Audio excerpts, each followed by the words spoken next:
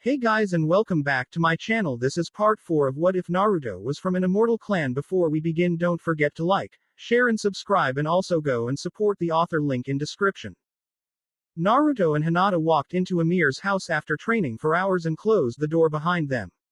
Naruto then noticed something that made him tense up and groan loudly.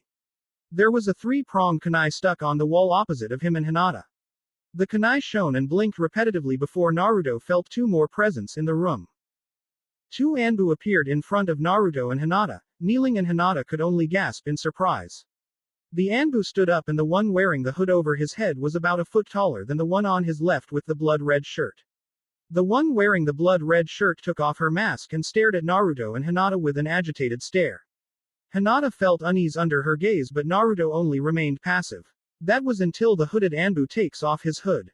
"We need to talk, Naruto. Hinata, please leave," Kushina ordered in a deadpan voice.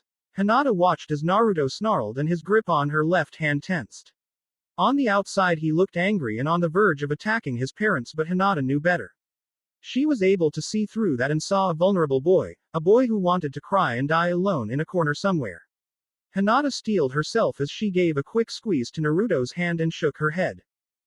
"I'm not going," Hinata said with certainty. Now this really threw Kushina through a loop. In the time she's known Hinata, she would always be the voice of reason and act on logic and manners. But this actually shocked Kushina. What? Kushina stuttered. She said she doesn't want to go. If she doesn't want to go, then she's not going anywhere. Naruto growled as he removed his hand from Hinata's and placed his right arm in front of her in a protective manner. Something in Minato snapped and he stood in front of Kushina, who looked about ready to retaliate with a few words of her own. "Don't yell at your mother like that," Minato warned, shocking everyone but Naruto. Naruto only narrowed his eyes and scoffed. "You have no say in what I do. I do when it concerns your mother and you," Minato retorted, but Naruto wasn't done. "You weren't here for us, so don't act like it," Naruto yelled. "Why are you treating me like I abandoned you and your mother?" Minato bellowed. "Because you did. You left after sealing Kyuubi and me," Naruto bellowed back. "Like I said before, I hate you and I won't forgive you for what you've done," Naruto growled at the end.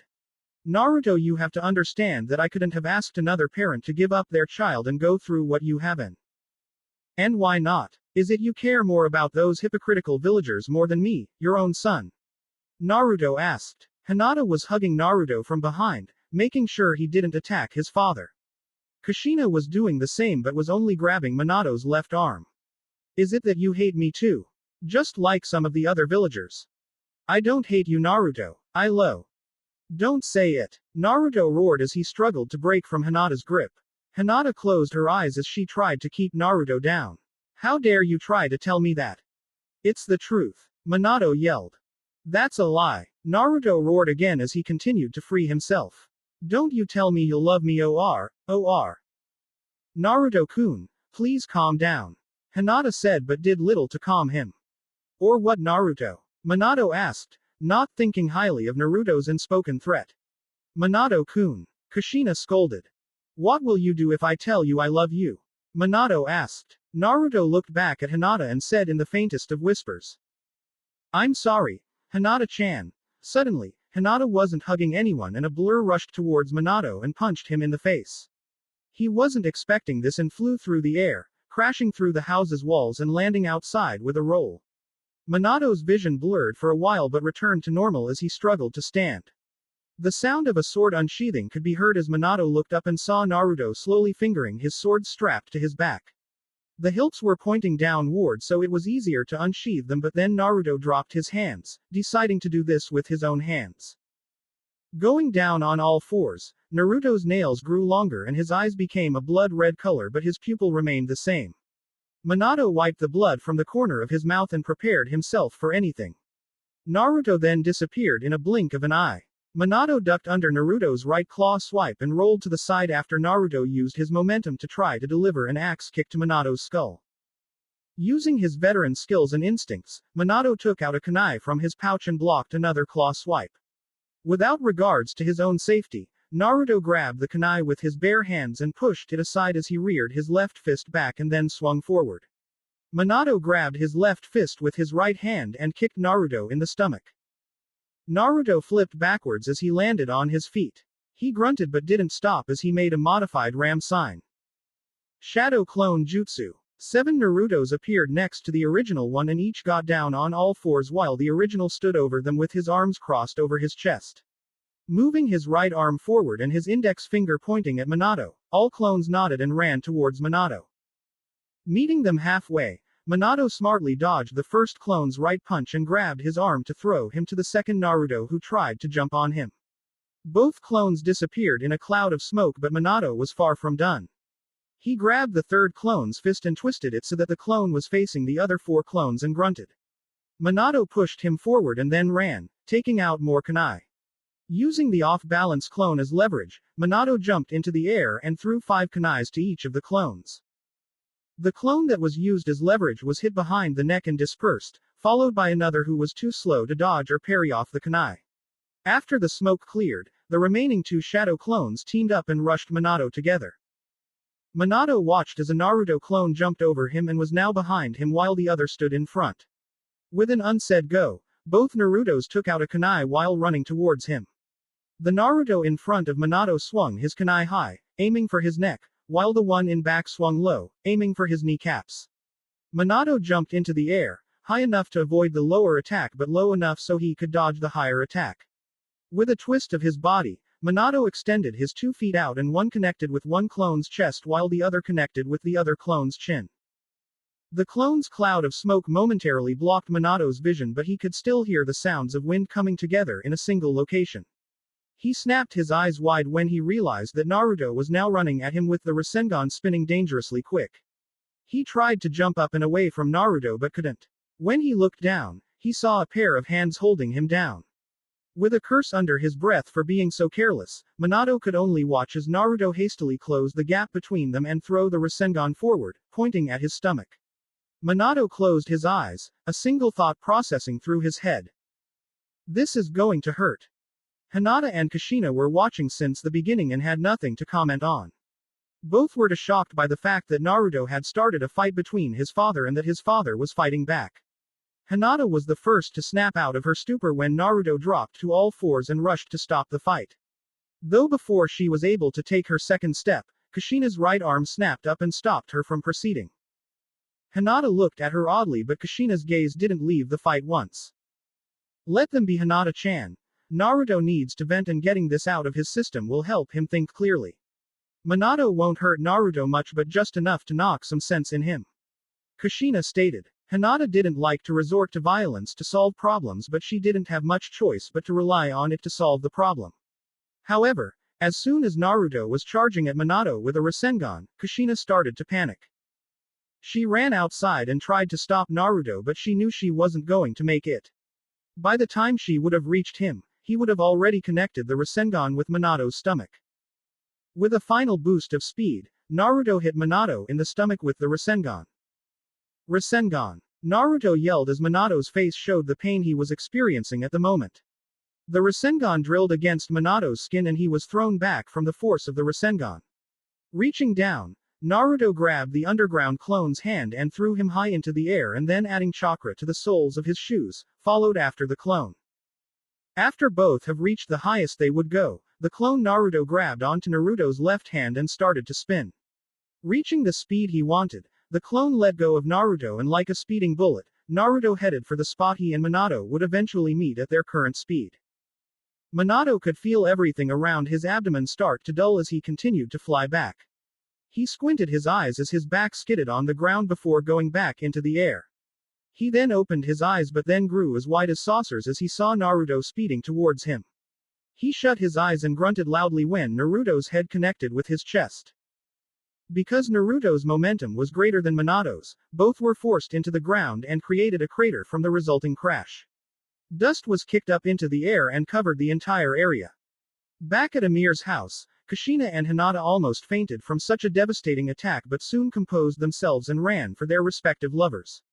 After finally reaching the giant crater that could probably be filled with 500 gallons of water, Kushina and Hinata spotted 2 blondes try to stand with great effort. One was holding his stomach while the other held his head in pain. Kushina and Hinata were about to jump down to help them out but were stopped when the blonde holding his head in pain punched the other blonde down and jumped over him. Taking out a kunai from Minato's pouch, Naruto shoved it into his shoulder. Minato bit down on his lips to refrain from shouting in pain. Naruto then took out one of his swords and pointed it to Minato's chest, the blade hovering over his heart. Kushina started to freak again, but this time it was Hinata who stopped Kushina from jumping down. Have faith in him, Kushina-san, and you'll be surprised by what he will do. Hinata commented. Minato was panting heavily as Naruto noticed that the skin that was ripped apart from the Rasengan was slowly repairing itself. Naruto narrowed his eyes when he saw Minato try to sit up. Why didn't you fight back? Naruto asked. Minato's bright blue eyes looked into Naruto's blood-red eyes with sorrow and remorse. With a little effort, Minato moved his hand over the kunai stuck to his shoulder, but Naruto quickly grabbed the handle and harshly ripped the kunai from his shoulder. With a suppressed cry of pain, Minato looked back at his son. Because you are my son. Naruto turned the blade of his sword to the side and harshly slapped Minato's face with it. Bull. Why didn't you fight back? He asked, louder than before. Minato sat up and moved the point of Naruto's blade of his heart. Because you are my son and I love you. You are the result of my love for your mother and her love for me. I could never intentionally hurt you for no reason.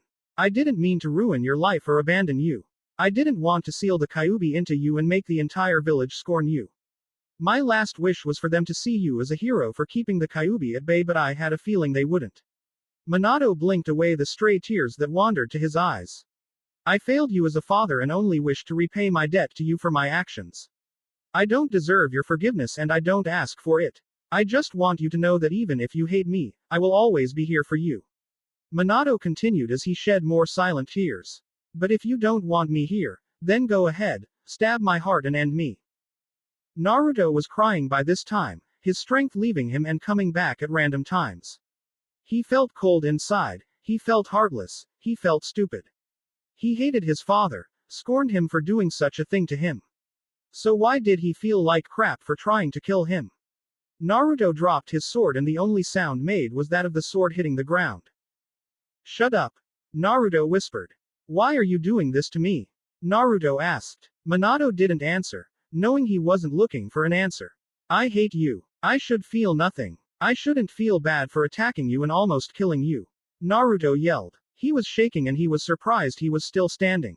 So why do I? He asked in voice no louder than a whisper. Because you're human, Naruto-kun. Naruto turned around to see Hinata smiling at him. Kushina just appeared next to her before running towards Minato. She fell to her knees and hugged him. Naruto watched her and then turned to look at Hinata. He then looked down at his feet and a small flame started to quickly engulf him until he was gone. Everyone was surprised, wondering when he knew how to do body flame jutsu. Kushina helped Minato stand as he grunted in pain. Hinata looked at the spot Naruto just in. I'll go. No, I'll go. If you would, can you please get Minato-kun to the Hokage's office without being spotted? Kushina asked and Hinata nodded her head. With a quick set of hand signs, Kushina put Minato under a strong genjutsu. Thank you. Kushina then passes the injured Namikaze to Hinata and they both slowly make their way towards the Hokage tower while Kushina went to look for Naruto. Did you mean what you said, Hokage-sama? Hinata asked, her curiosity getting the better of her. Minato smiled under the genjutsu and shook his head. You can call me Minato, Hinata, and yes, I meant what I said. Even if he hates me, I will try my best to be there for him when he needs me. Minato answered. He groaned a little as he took another painful step but was fine after another couple of seconds, getting used to the pain. Can you do me a favor, Hinata? Hinata nodded her head and Minato grunted again. Can you tell me how Naruto's life has been? Hinata nodded her head. He told me that he was constantly ignored or beaten between the ages of 3 and 5. After which he met a guy who took him in as an apprentice and taught him how to fight for a year. When he came back, he entered the academy and ended up saving me from Kumo's second attempt to steal the Byakugan. Naruto managed to stop a second kidnapping. Minato asked, clearly amazed. Hinata nodded her head proudly and continued telling him of all the things Naruto has done and been through. Minato noticed that Hinata narrowed her eyes every time she mentioned his fangirls. He laughed at some of the things he did and frowned on the things that happened to him. Kushina was having a difficult time finding Naruto. He was very good at hiding his trail and even knew how to create a fake one to confuse his pursuers. If she wasn't looking for him to talk about something serious, she would have stopped to admire her son's work. Deciding that she needed help in finding him, she bit her thumb until it bled and made some hand signs. She stopped on a random branch and slammed her hand down. Summoning jutsu. Cloud accumulated around her, and when it cleared, a small lion pup appeared, happily and sitting up straight. Hey Kushina-san, what's going on? The little tan pup asked. I need your help, Kimi. I need you to track down my son. She ordered, and Kimi nodded and sniffed the air. After a few seconds, Kimi shook her head. It's very faint and starting to get weaker by the second, but I think I can follow. Kimi then jumped down from the tree she was on and started running towards the northern gates of Konoha. Kushina followed after and wondered what Naruto was doing all the way across Konoha. Kushina followed Kimi until she stopped in front of a tree a few meters away from the gates. Looking up, Kushina saw Naruto sitting on the highest branch on the tree. Kushina thanked Kimi before she returned back to her world and jumps up, getting closer and closer to Naruto. Whether he was oblivious to her or not didn't matter to Kushina, just as long as he didn't try to run away when she reaches him. After making it all the way to the top, Naruto closes his eyes and shifts in his place on the branch. I don't really want to talk about it, Mom. Naruto said. He was looking out at the almost setting sun. It had been a long day and the fight with his father hadn't helped by much. That's okay. I just wanted to make sure you were fine. Kushina said as she sat on a branch above him, also watching the almost sunset. They both sat in silence, even as the sun disappeared behind the horizon. Then night's dark blanket covered Konoha, and the creatures of the night woke up from their rest and set out to do what they do at this time. Naruto sighed as his patience disappeared with the sun. He hated how impatient he was sometimes. So what is it that you want to talk about, Mom? Naruto finally asked. When he got no reply, he looked up and saw that his mom was asleep. His sweat dropped as he snapped a small branch off and started to poke her with it. Wake up, Mom. Kushina snapped her eyes open, grabbed a kunai and sliced the stick Naruto was holding in half, barely missing his fingers. Naruto looked at his fingers and sighed contently, glad to still have all 10 of them. Kushina then realized what she did and gasped. I'm sorry, Naruto, it was reflex. It's okay, I get. So what is it you want to talk about? Naruto asked, getting to the point. Kushina cleared her throat as she moved her body so it faced Naruto. Naruto did the same and waited for her to say something. Why did you say you shouldn't feel bad for attacking your father? She asked, also getting to the point. In Konoha's Anbu ranks, everyone knew that Kushina was anything but subtle. Naruto had learned that the hard way after the birds and bees speech. Because I hate him. Naruto said with slight hesitation in his voice. You do. So why did you waver when you said you hate him? Kushina asked. Naruto tried to disconnect his eye contact with his mother but found it very hard to do. When he gave no reply, Kushina smiled a little. Because you don't, she stated. Naruto snapped his eyes closed and grabbed his head. I do. I hate him. I don't, Naruto said with less and less certainty. I can't find it in me to hate him. Naruto said in a solemn voice. I understand that he can't take another couple's kid and seal Kyuubi in the kid, but I don't want to, Kushina titled her head in confusion. You don't want to what? I don't want to understand. It makes sense that he use his own kid for it, but I don't want it to. It's just not fair that I'd be subjected to the village's scorn for it. I want to hate him for doing this to me. I want him to pay for what he's done. Naruto told her, holding back his tears. Why not? Why don't you want to understand? Kushina asked. I don't expect you to understand, but I just don't want to. My life sucks because of the ceiling and I just want to hate him, but I can't, I just can't find it in me to hate him. Naruto said. I know I'm being redundant, but I just don't know how else to put it. Kushina frowned a little and wrapped Naruto in a hug. Naruto, if you hold a grudge then you're only stopping your own happiness, Kushina said as she ruffled his hair. Naruto grunted but nodded his head. I get what you're trying to tell me, but I'm still mad at him. Naruto said. Kushina smiled and hugged him closer. But you don't hate him. But I'm still mad at him. Naruto said again, but Kushina shrugged it off. It's progress, she stated as she suddenly felt a cold breeze pass by. Let's go inside, it's getting cold out here. Naruto nodded his head as he and Kushina jumped off the tree and walked towards Konoha. Kushina slightly turned her head and glared at the forest behind her. Someone's out there. They were watching me and Naruto. The only questions is who are they were after and what for. Kushina thought. Mom. Kushina blinked and looked forward to see Naruto looking at her oddly. Are you okay? Kushina nodded her head and walked up to him.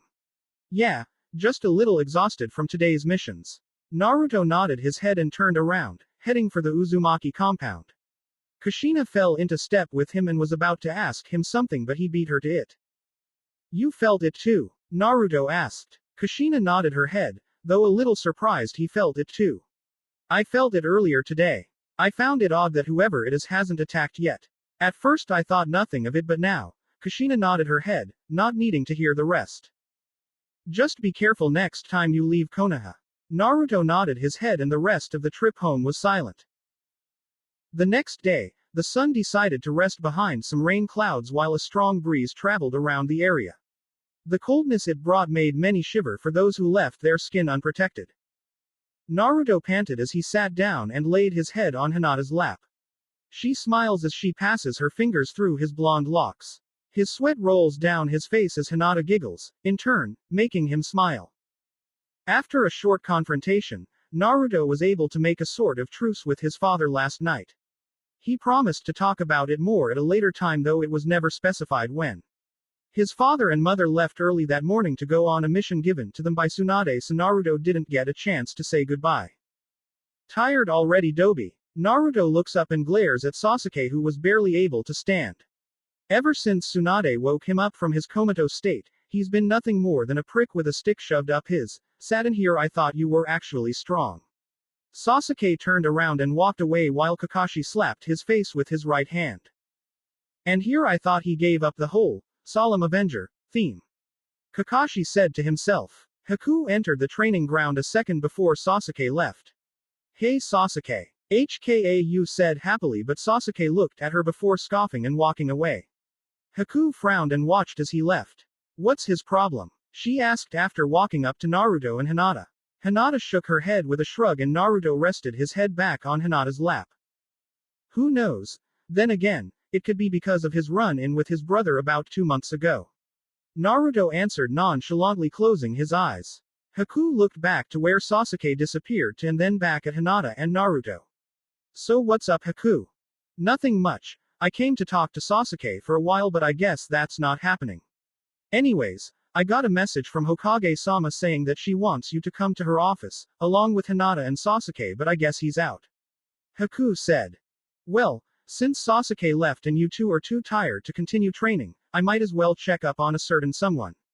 Bye. Kakashi I smiled, waved and disappeared in a swirl of leaves. Haku then noticed that Hinata was looking at her oddly. What? She asked. So you and Sasuke, huh? Naruto said without looking up or opening his eyes, voicing Hinata's thought and making Haku blush. Did I get it right? Naruto asked, sitting upright and looking around. He smiled and nodded his head when he saw Hinata nod while closing her eyes with a smile and saw Haku's blush. I'm just that good, Naruto said, leaning back down on Hinata's lap. Haku pouted. Are you going or not? Haku asked as she avoided eye contact from anyone. Naruto smiled as he did a rising handspring to stand and stretch his limbs. Then, being the gentleman he is, he held out his hand to help Hinata, who was sitting on her legs, stand. She giggled as she grabbed his hands and stood. Well, I'm going to go find Shino-kun then, bye. Haku waved to them as she walked back from where she came from and vanished within a group of trees. Think there's something going on there? Hinata asked. Naruto shook his head but then looked into space and shrugged. Maybe. I mean, from what I heard, those two have been hanging around each other more often. Naruto answered. And where did you hear that from? Hinata asked. Well, I went looking for Shikamaru to ask him something but instead ran into Ino and she started talking about, well, something, I'm not sure. I blanked out at that point, but before I did, I heard her say something about Haku and Shino hanging out together. Naruto closed his eyes and with a sigh, shook his head. I wonder if she ever trains instead of gossiping. Naruto commented. Hinata playfully slapped his left arm before grabbing his left hand with her right hand and intertwining them. Of course she does, she just likes gossiping more. Hinata added. Naruto chuckled as Hinata rested her head on his shoulder. As they entered the civilized area of Konoha, Naruto and Hinata were subjected to glares of hatred, annoyance, jealousy and animosity. Majority of the animosity was held towards Naruto and he would occasionally glare back. The small amounts of glares directed to Hinata were from Naruto's fangirls, jealousy and annoyance being most of it. The rest were given to Naruto from veteran shinobi, the older generation, or from a small amount of fanboys that had formed since the Chunin exams. Naruto's glare hardened whenever he spotted them. It was barely noticeable to anyone else, but Naruto had noticed that a small amount of boys around his age started to take notice of the shy Hyuga princess. Ever since Naruto was able to convince her to drop the thick jacket, it's been hell for him ever since. Not only did some of the others his age hate him for the influence they got from their parents, but now their hatred only increased from the jealousy and envy they felt towards him. However, even under those circumstances, Naruto could only smile as he realized that he was the first one to discover the beautiful diamond in the rough. His hold on Hinata's hand tightened as he closed his eyes in content. Even with her light lavender sweater with the Hyuga symbol on the left shoulder, navy blue capris and blue ninja shoes, Hinata was the most beautiful girl Naruto had ever seen. Hinata smiled as she continued walking towards the Hokage Tower. She looked at Naruto and studied the clothing he wore. He wore a black sleeveless jacket with two thick orange stripes on the side and it flowed as another cold wind passed through, just like the long sleeve orange shirt under it. His black hakama pants that also had two thick orange stripes on the side, not unlike his jacket. The softness of the fingerless glove he wore brushed against Hinata's skin and his black ninja shoes fell in step with her. She looked up and frowned a little, hating the fact that he hid his handsome face behind a black mask with an orange line going across his nose horizontally. Hinata shrugged it off though when she felt more glaring eyes being placed on her. She smiled smugly as she looked back and saw many girls crowded together looking at Naruto with admiration and then at her with envy. She stuck her tongue out playfully before letting go of Naruto's hand and hugging him tightly. Naruto opened his eyes and looked down at her. He chuckled when he saw her glaring back at the fangirls that followed behind them. Deciding that she shouldn't be the only one to mess with their fans, Naruto placed his right thumb and index finger on Hinata's chin and made her look at him. He stopped and turned towards her and softly passed his thumb over her left cheek while they looked at each other in the eyes. Both were mesmerized by the sheer intensity of the other's stare and Hinata blushed before Naruto began kissing her lovingly on the lips. Both smiled as they felt the air thicken and the killing intent rise around the area. Naruto wrapped his arms around the small of her back while she wrapped her arms around the base of his neck. The killing intent was so high that all civilians ran inside a building and hid, too afraid to even look up. Now, the only ones outside were the fangirls and boys and Naruto and Hinata. Wanting to make her fanboys angrier, Naruto made a bold move and groped Hinata's butt cheek with his right hand. It was a quick one but was slow enough for all who were watching to see. Hinata had eeped but Naruto was glad she didn't do anything else. His instincts then kicked in and Naruto, along with Hinata, body flickered away before a hail of kunai and shuriken bombarded the area they were in not too long ago. After appearing on the roof of the Hokage Tower, Naruto sighed in relief along with Hinata who almost had a heart attack. She looked up at Naruto and slapped his face and blushed. Naruto held his right cheek in pain as he looked at Hinata with a puzzled expression. "Don't ever grope me like that," Hinata said before trailing off, saying something too low for Naruto to hear. "What?" he asked as he placed his left hand behind his left ear to let him hear better. Hinata's blush deepened as she blinked multiple times before settling her sights on her feet. "Don't ever grope me like that, in public," she said and Naruto smiled and kissed her hastily on her cheek. He smiled as he dropped his right from its place on his cheek. "Deal," Naruto said with a lecherous smile. "I'm sorry." She apologized after seeing the redness of his cheek but Naruto still smiled. "It's okay, besides I heard kissing an injury helped heal it," Naruto said before Hinata brought his face down and kissed the cheek she slapped. His smile widened as he placed his right hand behind his head and rubbed it. "See, I already feel better. Come on, I'm sure Ba-chan is probably getting impatient by now," Naruto said and Hinata giggled. Tsunade impatiently tapped her fingers on her desk. If what she asked for didn't come through her door in the next minute, she knew she would go ballistic. With a faint knock, the door opened and Tsunade stood from her seat. It's just you two. Tsunade said as Naruto and Hinata walked into her office. She sighed as Naruto and Hinata walked up to her desk. Well, sorry to disappoint you, Ba-chan, but Naruto brought Hinata and himself down as Tsunade threw a thick book his way. Hey, careful now. Hinata. Chan's with me. Ba. He ducked again, but this time, narrowly escaped a newly sharpened kunai that was aimed for his forehead. Nodding towards Hinata, both jumped back, eager to put some distance between them and an angered Tsunade. Hokage-sama, please calm down. Naruto-kun, apologize to Tsunade-sama. Hinata pleaded hesitantly. Tsunade eyed her suspiciously but smiled when she scolded Naruto. Naruto looked hard-pressed not to apologize, but thanks to a glare from Hinata, Naruto hung his head in defeat. Sorry B. Hokage-sama. Naruto apologized, leaving a sour taste in his mouth. Tsunade laughed and sat back in her chair. It's okay, brat. She bellowed, but Naruto glared at her and then looked at Hinata. Tsunade-sama, don't you think that was a little rude? Naruto-kun did apologize after all. Hinata said, which stopped Tsunade's laughter as she stared Hinata down. Oh, are you saying I should apologize to the brat? Tsunade said, intensifying her stare, but Hinata didn't back down.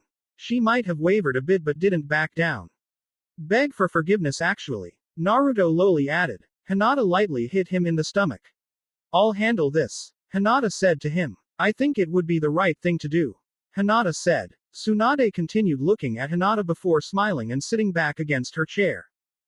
I like you, Hinata. Alright then. I accept your apology, Naruto, and am sorry for calling you brat. Naruto pouted but nodded his head. You have some girl there, brat. You better not lose her. Tsunade added. Naruto was about to say something but decided against it, not wanting to go into another argument. After what he just been through, he had an epiphany. No man would ever win in an argument with woman, ever. Only a woman can defeat another woman in an argument. Remembering this and engraving it into his heart and mind, Naruto sighed as he sat down on the empty chair near him. Hinata sat down on the chair adjacent to him and both waited for Tsunade to speak. So, I'm guessing you're both wondering why you're here. Well, I'll tell you, I want you two and your other teammate to go on a mission for me. Tsunade said as she hid her smile behind her intertwined hands. You three, along Shikamaru, will go to Suna and give their temporary Kazekage a scroll that I already gave to Shikamaru. You'll wait for them to write a reply and return with the reply. This mission should last for at least a week and a half. Any longer and I'm send another team after you three, got that? After seeing both nod their heads, Tsunade continued. Go pack accordingly and meet up your Chunin leader in an hour. You're dismissed. Naruto and Hinata nodded again as they left and went to look for their fourth and final member to the mission. 3 days later. Shikamaru groaned as he walked past the desolate desert with Team 7. As his first mission as a Chunin, Shikamaru was given a C-rank mission. He had to travel to Suna, give their next in charge the new Alliance-S role, and return with their answer. Naruto was currently giving a piggyback ride to a tired Hinata who was asleep at the moment. They had been going at it for a while without stopping and Shikamaru was starting to tire from it as well. Naruto, however, was not saying a word. In fact, he actually looked to be deep in thought. Sasuke, however, had Shikamaru doubting his need to be on the mission. He would pick fights with Naruto or aggravate the lazy Chunin. With a sigh, Shikamaru fell into step with his teammates. As much as he hated to admit it, he did want to stop by Suna and pay a certain Suna Kunoichi a visit. After the invasion failed, Gaara and his siblings stayed in Konoha's hospital to recover from their wounds. Oddly enough, it was Shikamaru who paid Temari a visit as she recovered. After a short game of who would blink first, Shikamaru gave in and asked if she wanted to play a quick game of shogi. She had denied at first, but given her circumstances and lack of ability to do much else, she agreed. Shikamaru was surprised, to say the least, when she had managed to corner his king but recovered and ended up winning, but if only by luck. Smirking at the memory of many failed yet close attempts to win courtesy of Temari, Shikamaru was eager to visit the young blonde and go at it once more. Unfortunately, Team 7 and Shikamaru were oblivious to the cloaked figure that followed not too far behind. Because the cloak's color was eerily similar to the sand, he was very hard to spot. Under the hood of his cloak, the figure smirked as he and Team 7 neared Suna. After finally seeing his targets leave the sanctuary of their home, the figure followed quietly and eagerly. Stray travelers and peddlers weren't enough anymore, the figure needed to target more interesting victims. After an exhausting 3 days' worth of traveling, the figure smirked as soon as northern gates came in sight. Oh, how much fun he knew this was going to be. Seeing a blonde-haired girl and a red-haired boy standing outside the gates, the figure knew his mission would get ever more interesting. Seeing as his master's third target was within sight, the figure could only resist the urge to laugh. He and his partner would get rewarded very handsomely very soon. Naruto felt relief wash over him when he spotted Gaara and his sister, Temari, waiting for them right outside the gates of Suna. After walking and running over to Suna for 3 days, even Naruto just wanted to jump on a bed and sleep until he needed to wake up. Running up to the two Sand siblings while keeping Hinata well balanced on his back, Naruto stopped just short in front of Gaara and Temari with his usual happy-go-lucky smile. Man, you have no idea how glad I am to see you, too, Naruto said, panting in between while speaking. Temari cocked an eyebrow and was about to reply, but Gaara had something to say first. Welcome Naruto Uzumaki. I see you and your team have made it to Suna safely. Gaara said, and Naruto nodded his head. A minute later, Shikamaru and Sasuke walked up behind Naruto except for Shikamaru, who unnoticeably inched closer to Temari. Well, let's go inside and deliver this scroll to your temporary cage. Shikamaru said as he walked towards the inside of Suna.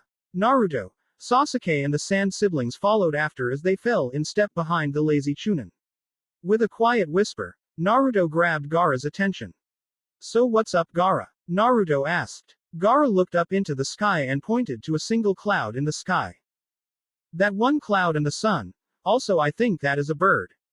Gaara answered, making Naruto's sweat dropped. You know, if I didn't know you didn't have a sense of humor, I would have thought you were messing with me. Naruto told him. What I meant to say is, how have you been since we last met? Naruto asked. Gaara looked at him oddly before shaking his head. I've been alright, I suppose. He answered. Naruto tilted his head in confusion as Gaara refused to look at anywhere but the sky.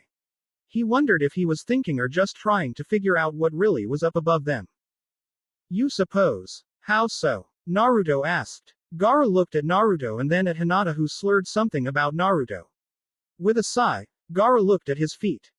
I've been having an odd feeling whenever I am out. It's a faint feeling and I suppose that it's nothing, but it is almost as if I am being watched and followed. Gaara told Naruto, not such much with worry as opposed to curiosity and self-doubt. I, at times, think I'm imagining things and leave it alone, categorizing it as the Shukaku messing with my mind again. However, the presence that follows these feelings of vigilance is anything but negative. It, well, harbors these feelings unknown to me. Gaara continued.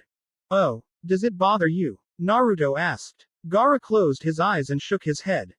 It's actually quite comforting, knowing someone out there doesn't see me as the demon hidden in the sand.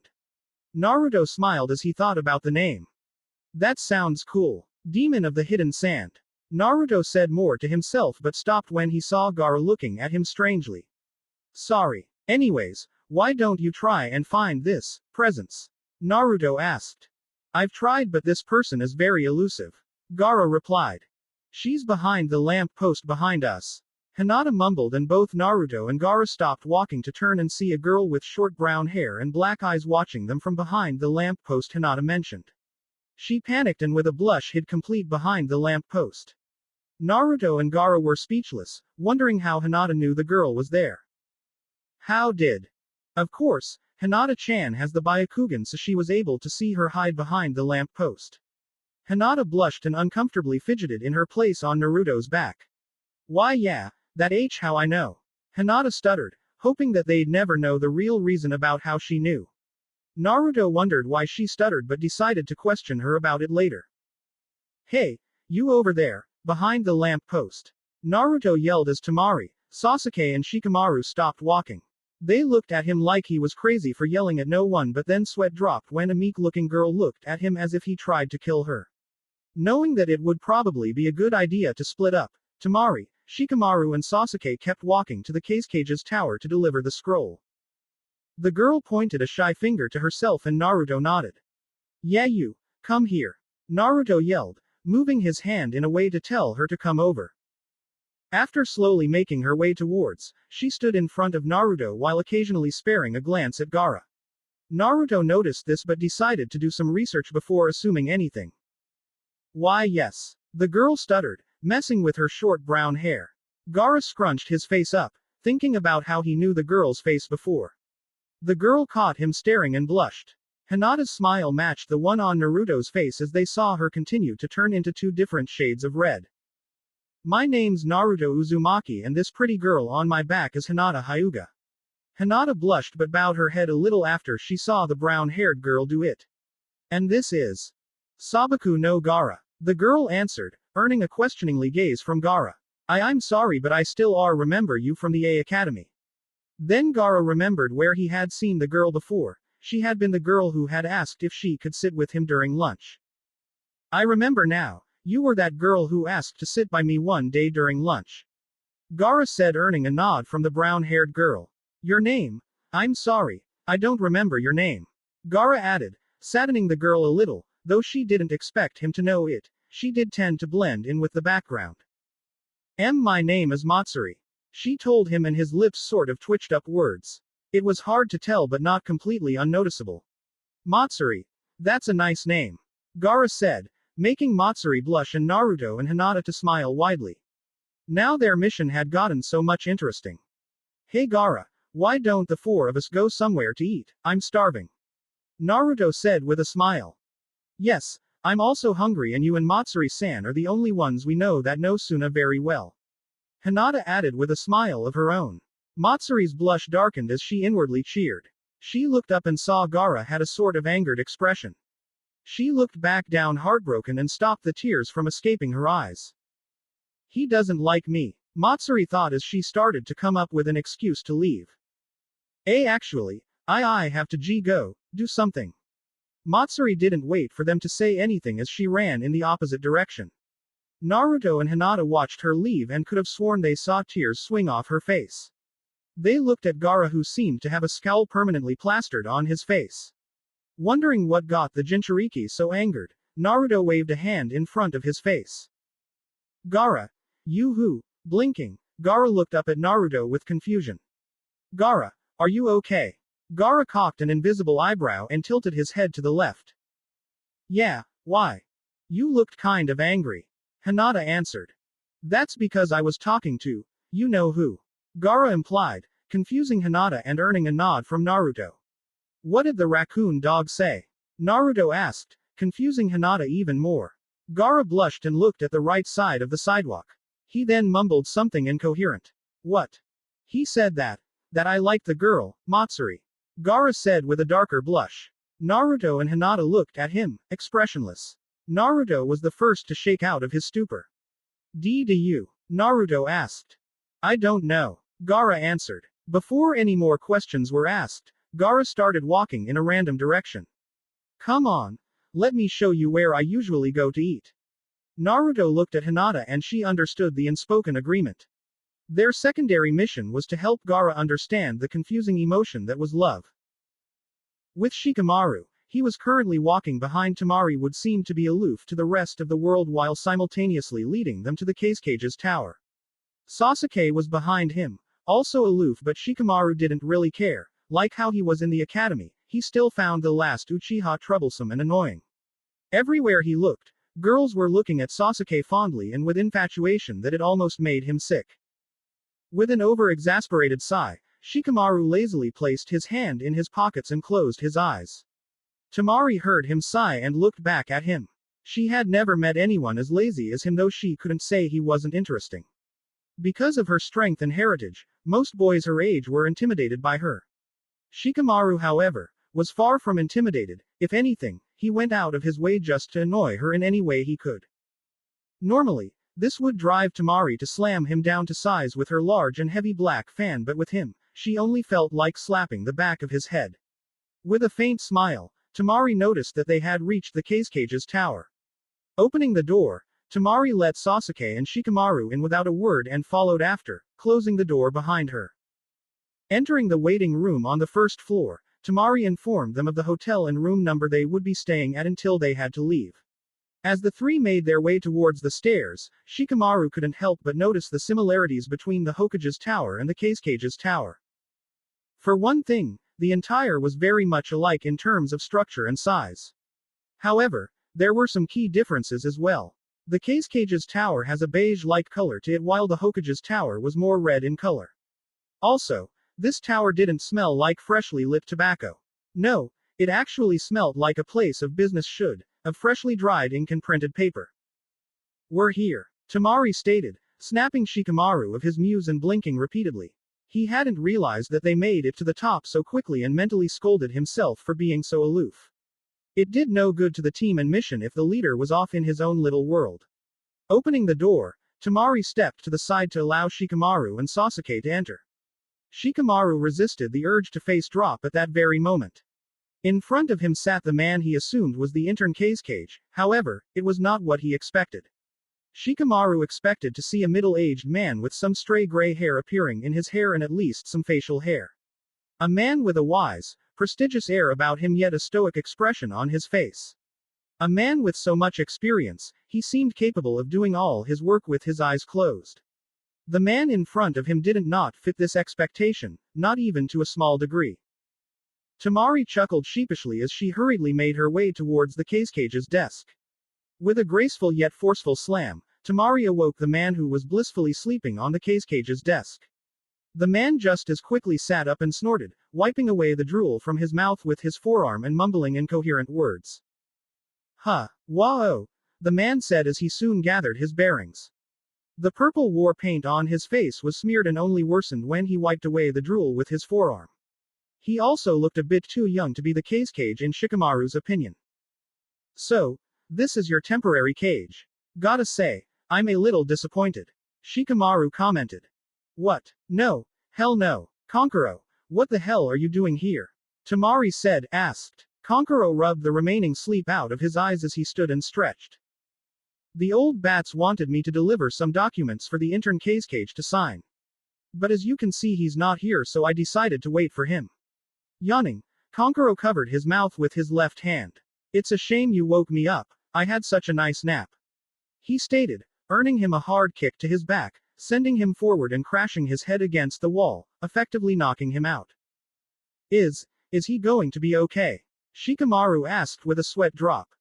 "Who cares, let's just go already," Sasuke said with a biting tone. Shikamaru turned his body towards Sasuke and glared at him. "You know what, Uchiha? I'm starting to get tired of your stuck-up attitude. The entire trip here you've been nothing but a pain in the neck. You complain non-stop about wasting your time with such a trivial mission when you could be training that you're starting to sound like a broken record," Shikamaru said with his usual lazy attitude but enlaced underneath was annoyance and anger. "What are you going to do about it, Nara?" Sasuke challenged and soon got his answer. Grabbing his collar with a closed fist, Shikamaru slammed Sasuke against the frame of the door behind him. "Listen and listen well, Uchiha, the village may put you on this pedestal for being the only living Uchiha still loyal to Konoha, but I see past that. I see a spoiled brat who cries and complains when he doesn't get his way. Now this mission I'm leading is very important to Konoha since it deals with the already fragile alliance between Suna and Konoha. So as the leader, I expect you to show me the proper respect while on this mission. I don't give a damn if you hate me now or after the mission, but until then, I suggest you shut your mouth and be a good genin or I'll make sure Lady Tsunade has you doing D-ranked mission for a month. Do we have an understanding?" Shikamaru asked in a no-nonsense voice. Sasuke snarled as he freed himself from Shikamaru's grasp. He scoffed at Shikamaru before heading downstairs to get the key to the hotel room from the secretary.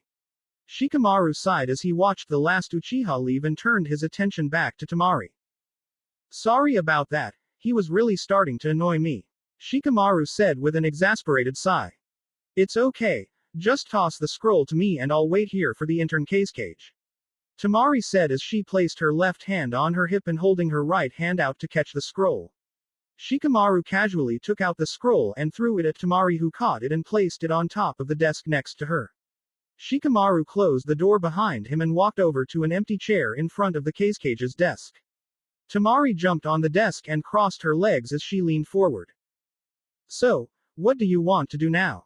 Shikamaru asked. Tamari smirked as she leaned back from her position on the desk. You know what I want to do. Tamari answered while raising her left eyebrow up. Shikamaru smiled as closed his eyes. You ready? He asked. Tamari nodded her head and he took in a sharp breath. Let's play then. What are we going to do about Gaara, Hinata-chan? Naruto asked as he and Hinata walked behind Gaara, who seemed to be in his own little world as they continued to wander aimlessly around Suna.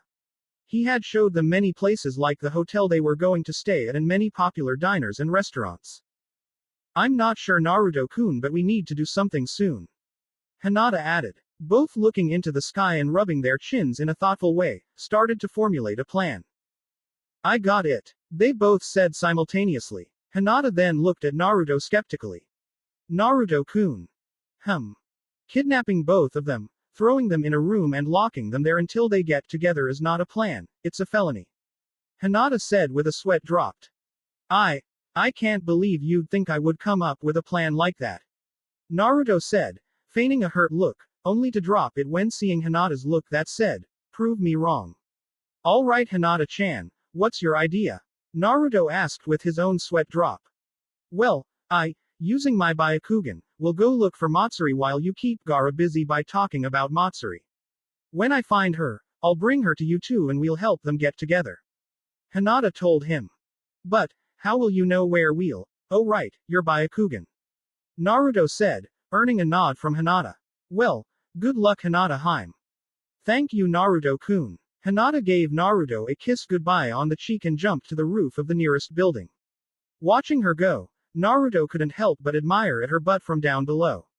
Lately, he's been getting the urge to go to the next level with Hinata, though he knew he wasn't ready. Well, maybe he was, but he knew Hinata wasn't. Besides that, they were too young and getting Hinata pregnant was not something on Naruto's to-do list at the moment. As he walked into step behind Gaara, Naruto wondered why he's been feeling such urges lately, and it wasn't until a voice popped into his head did he stop imagining Hinata in suggestive poses. I knew this day would come, I just didn't think it would come so soon. Kyuubi commented attentively, confusing Naruto. Kyuubi, where have you been and what do you mean by that? Naruto asked his tenant. I've been remodeling in here. As for what I mean, well, because of my influence, your primal and animal instincts have intensified greatly. Because of your father's seal, we've been slowly infusing together, in every sense of the way. It started out with all your senses, but now, we've reached the stage where your desire for a mate has increased drastically, if you get what I mean. Kyuubi answered with a suggestive tone near the end. Naruto's eye widened in shock and understanding. Why you mean? I'm in heat. Naruto asked in fear, almost not even wanting to know the answer. You idiot. Only females go through heat. Kyuubi roared in Naruto's mind, making Naruto wince. As a male, you'll always feel like this, the need and want to mate with your mate. However, I think my influence on your mind and the seal may have sped up these desires. I'm sure you don't mind though, right? Kyuubi teased, making Naruto blush and mumble something under his breath. What was that? Gaara said, snapping Naruto out of his inner conversation with Kyuubi. Nothing. Naruto replied nervously, thinking over Kyuubi's last words. He then remembered what Hinata wanted him to do, so he put a friendly arm over Gaara's shoulders and pulled him close. So Gaara, what about Matsuri, huh? She's pretty, don't you think? Naruto asked with a smile that kind of freaked Gaara out. I suppose she's attractive. You suppose? Come on Gaara, it has to be more than that. Naruto persisted. What are you suggesting? That I am in love with the girl? Gaara asked with suspicion. Naruto got off Gaara and waved his arms in front of him defensively. And no, I'm just saying that Matsuri seems to have a thing for you. Naruto answered, trying to remove Gaara's suspicion. I highly doubt that. Gaara shot back bluntly. Naruto looked at him quizzically, which caused Gaara to sigh. You saw the way she looked at me with fear. She was so frightened by me she could hardly speak properly without stumbling on her words. She sees me as what I truly am, a monster, a demon. She has no romantic interest in me, and even though she has never caused me harm, that doesn't mean she likes me. Gaara elaborated. Naruto looked at him with sadness and understanding. It was no wonder he didn't understand even a small proportion of love, he never received any. Gaara, you don't really expect me to believe that you think you're. Naruto trailed off and Gaara nodded. That's right. A demon. I have become one with Shukaku and will never be loved. Gaara, though Naruto knew he was depressed, said it with such conformity and lack of emotion that it made Naruto sick. He knew the feeling, he knew what he was going through, but he never once thought so lowly of himself that he'd never receive love of any kind from anyone. That's insane, Gaara. You're not Shukaku and you're not a monster. You're Sabaku no Gaara, the container of the one-tailed Shukaku, not the demon itself. Naruto said, trying to reassure his friend, though he wouldn't listen. Gaara just shook his head. No, Naruto, it's too late for me. Something like me was never meant to be loved, just used as a weapon, to fight for my home with my life. Gaara said, you are just like me, Naruto, nothing but a weapon to be used until we have served our purpose. After that, we are tossed aside, like a tool. And as a tool, we have no room to love or to be loved. Naruto ignored the part where Gaara compared himself with Naruto, but he knew it would not leave his mind. So what? You're going to turn yourself into a tool? Naruto yelled, demanding an answer from Gaara. I am what I am. Nothing in this world will change that, was Gaara's simple answer. So what about Matsuri? She's afraid of me, that's all. Whatever impression you may have gotten from her is delusional. She does not like me, she's afraid of me. Gaara said as loud as he's ever spoke. Something then clicked in Naruto's mind, something that made sense of Gaara's odd behavior. Is she really the one who's afraid, Gaara, or is it just you? Naruto asked seriously as he stared into Gaara's eyes. Gaara stared back as he refused to back down. Grunting, Gaara closed his eyes and turned his body away from Naruto. TCH, was all he said before sand enveloped him and transported him to a distant place. Naruto sighed and went to look for Gaara. Hinata wasn't going to like this. Meanwhile, Hinata was not faring as well as Naruto as she stood in front of Matsuri, stopping her from walking away for the third time. Matsuri, why won't you come with me to join Gaara and Naruto-kun to lunch? Hinata asked, starting to lose her patience with her. In retrospect, Hinata knew she acted like this when she silently crushed on Naruto, but she wondered if she was really this annoying about it.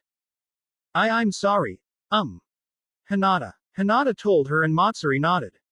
But Gaara won't want me there. Matsuri answered, with depression dripping in her words. Now if why you'll excuse me. Using the knowledge gained through practice, Matsuri was able to disappear in a cluster of sand, momentarily blinding Hinata as she covered her eyes with her forearm. Looking around, Hinata sighed when she didn't see Matsuri around. Hinata-chan. Hinata turned to her left to see Naruto panting as he landed next to her. So how'd it go? Naruto asked as he took a few quick breaths to refill his lungs. Naruto-kun, how'd you find me? Hinata asked, a bit surprised that Naruto was able to find her in such a large village like Suna. Well, it's because that's not the point, so where's Matsuri? Naruto asked with a blush as his earlier discussion with Kyuubi came into his mind. She went off before I was able to convince her to come. Looking around Naruto, Hinata gave him a questioning look. Where's Gaara? She asked. He went off after we talked about Matsuri. Naruto looked down with a frown and a thoughtful expression, catching Hinata's interest. What's wrong, Naruto-kun? Hinata asked as she walked up to him and hugged him. She didn't like seeing him so sad, and if she could do anything about it, she'd make sure his depression always faded. He truly believes that he is the demon sealed inside him. And I can only wonder how I'd be like if I never found the comfort of a loved one. Naruto told her, making her rest her head on his chest as he put his head on top of her head. I mean, we have so much in common, being the outcasts of our village and classes, being human sacrifices, and having cage fathers who were the reason we became human sacrifices. Naruto paused as he took in a sharp breath. And maybe he's right. Hinata looked up at him in shock. Maybe I am like him, not meant to love or be loved. Naruto-kun, how can you say something so ridiculous? Of course you were meant to be loved, you're human. Hinata said with conviction. Hinata-hime, because of me you have been in harm's way so many times. You've been rained on by Senbons by Haku because I let my guard down, You've almost been raped by my clone and almost died 3 times. 3 times, Hinata. Naruto bellowed in pain and anger at himself. I was not meant to be loved because all those who do only end up getting badly hurt or even worse, killed. Hinata could only look at him in shock. She wasn't sure where he was getting such deluded fact, but she was sure to put a stop to it. Making sure his eyes looked into hers, Hinata prepared to give him a pep talk. Stop it, Naruto-kun, you know that's not true. I might have almost died on the bridge, but it was you who made sure I was taken to safety. Your clone may have almost raped me, but it was not only Gaara but you too who stopped him. I might have almost died twice by your clone's hands, but it was you saved me on both accounts. Hinata told him, but he only shook his head. But I was the reason they happened in the first place. Naruto retorted. Then how do you explain you saving me from Kumo's second attempt to kidnap me? Did you cause it, Naruto-kun? Naruto looked away from her eyes, but she clamped both her hands onto his cheeks, forcing him to keep eye contact. You see, you don't have to be the cause of the problem to save me. Of course not, but I'll still save you anyways. Naruto countered, though Hinata only smiled warmly. And why is that, Naruto-kun? Naruto cursed himself as he sighed and closed his eyes. Because I love you. He answered, and Hinata nodded. And I love you too, Naruto-kun, which is why I'll never let you go or let you say bad things about yourself. And just like you're there for me, I'll always be there for you. Hinata said as she dropped her weary head onto his chest again, as her hands fell down his face and onto his chest as well. Naruto wrapped her into a closer hug and chuckled.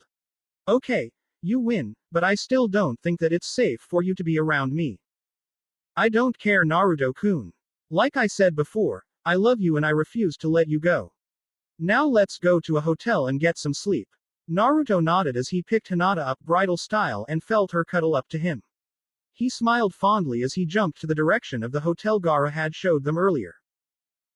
From the top of the wall that protected Suna from outside invaders, Gaara watched the sunset as the day was soon coming to an end. He sat with his right knee up and left leg out, his right arm leaning on his right knee and his left arm holding his upper body up. His teal eye stared off into space as his mind wandered around its memories. He knew he was right. No monster or demon could ever love or be loved. They were simply too reckless and bloodthirsty to be calmed down by the siren song called love. He knew he was a monster, a demon that would never learn how to love. But was what Naruto told him earlier true? That maybe Matsuri did have a romantic interest in him? With a hefty sigh, Gaara continued to stare off into nothing. It didn't matter anyways, it's not like he could go up to Matsuri and ask her if she. Gaara. Gaara turned at the sound of his name and was surprised to see Matsuri. Matsuri, what are you doing here? Gaara asked as he shifted his weight around so he could comfortably look at her while sitting. I usually come here around this time. It's where I usually come when I have to think. She answered nervously. Oh, I'm sorry, I didn't know. I guess No, it's okay, I'll go. Matsuri said quickly, interrupting Gaara. Why don't we both stay? I see no harm in it. Gaara suggested, oblivious to Matsuri's blush. Sure. She slowly made her way to the edge of the wall and sat down a few feet away from Gaara. Gaara was saddened by the distance Matsuri put between them. So Gaara-kun, I mean if why you don't mind me calling you that. Matsuri stammered, but Gaara only shook his head. Not at all, if anything, it makes me feel assured. Matsuri tilted her head while she looked at him. Assured? What are you assured of? She asked. Gaara tore his gaze from the setting sun to look at Matsuri. That you're not afraid of me. Gaara answered. I'm not afraid of why you, Gaara-kun. Matsuri stated as if it was the simplest thing in the world. If anything, I admire you. Gaara gave her a look of pure confusion and curiosity as she blushed at his stare. You do? He finally asked after a few moments of silence. Yes, I do, she answered with such conviction that her stutter was nowhere to be found. She then brought her attention to the sunset and sighed contently.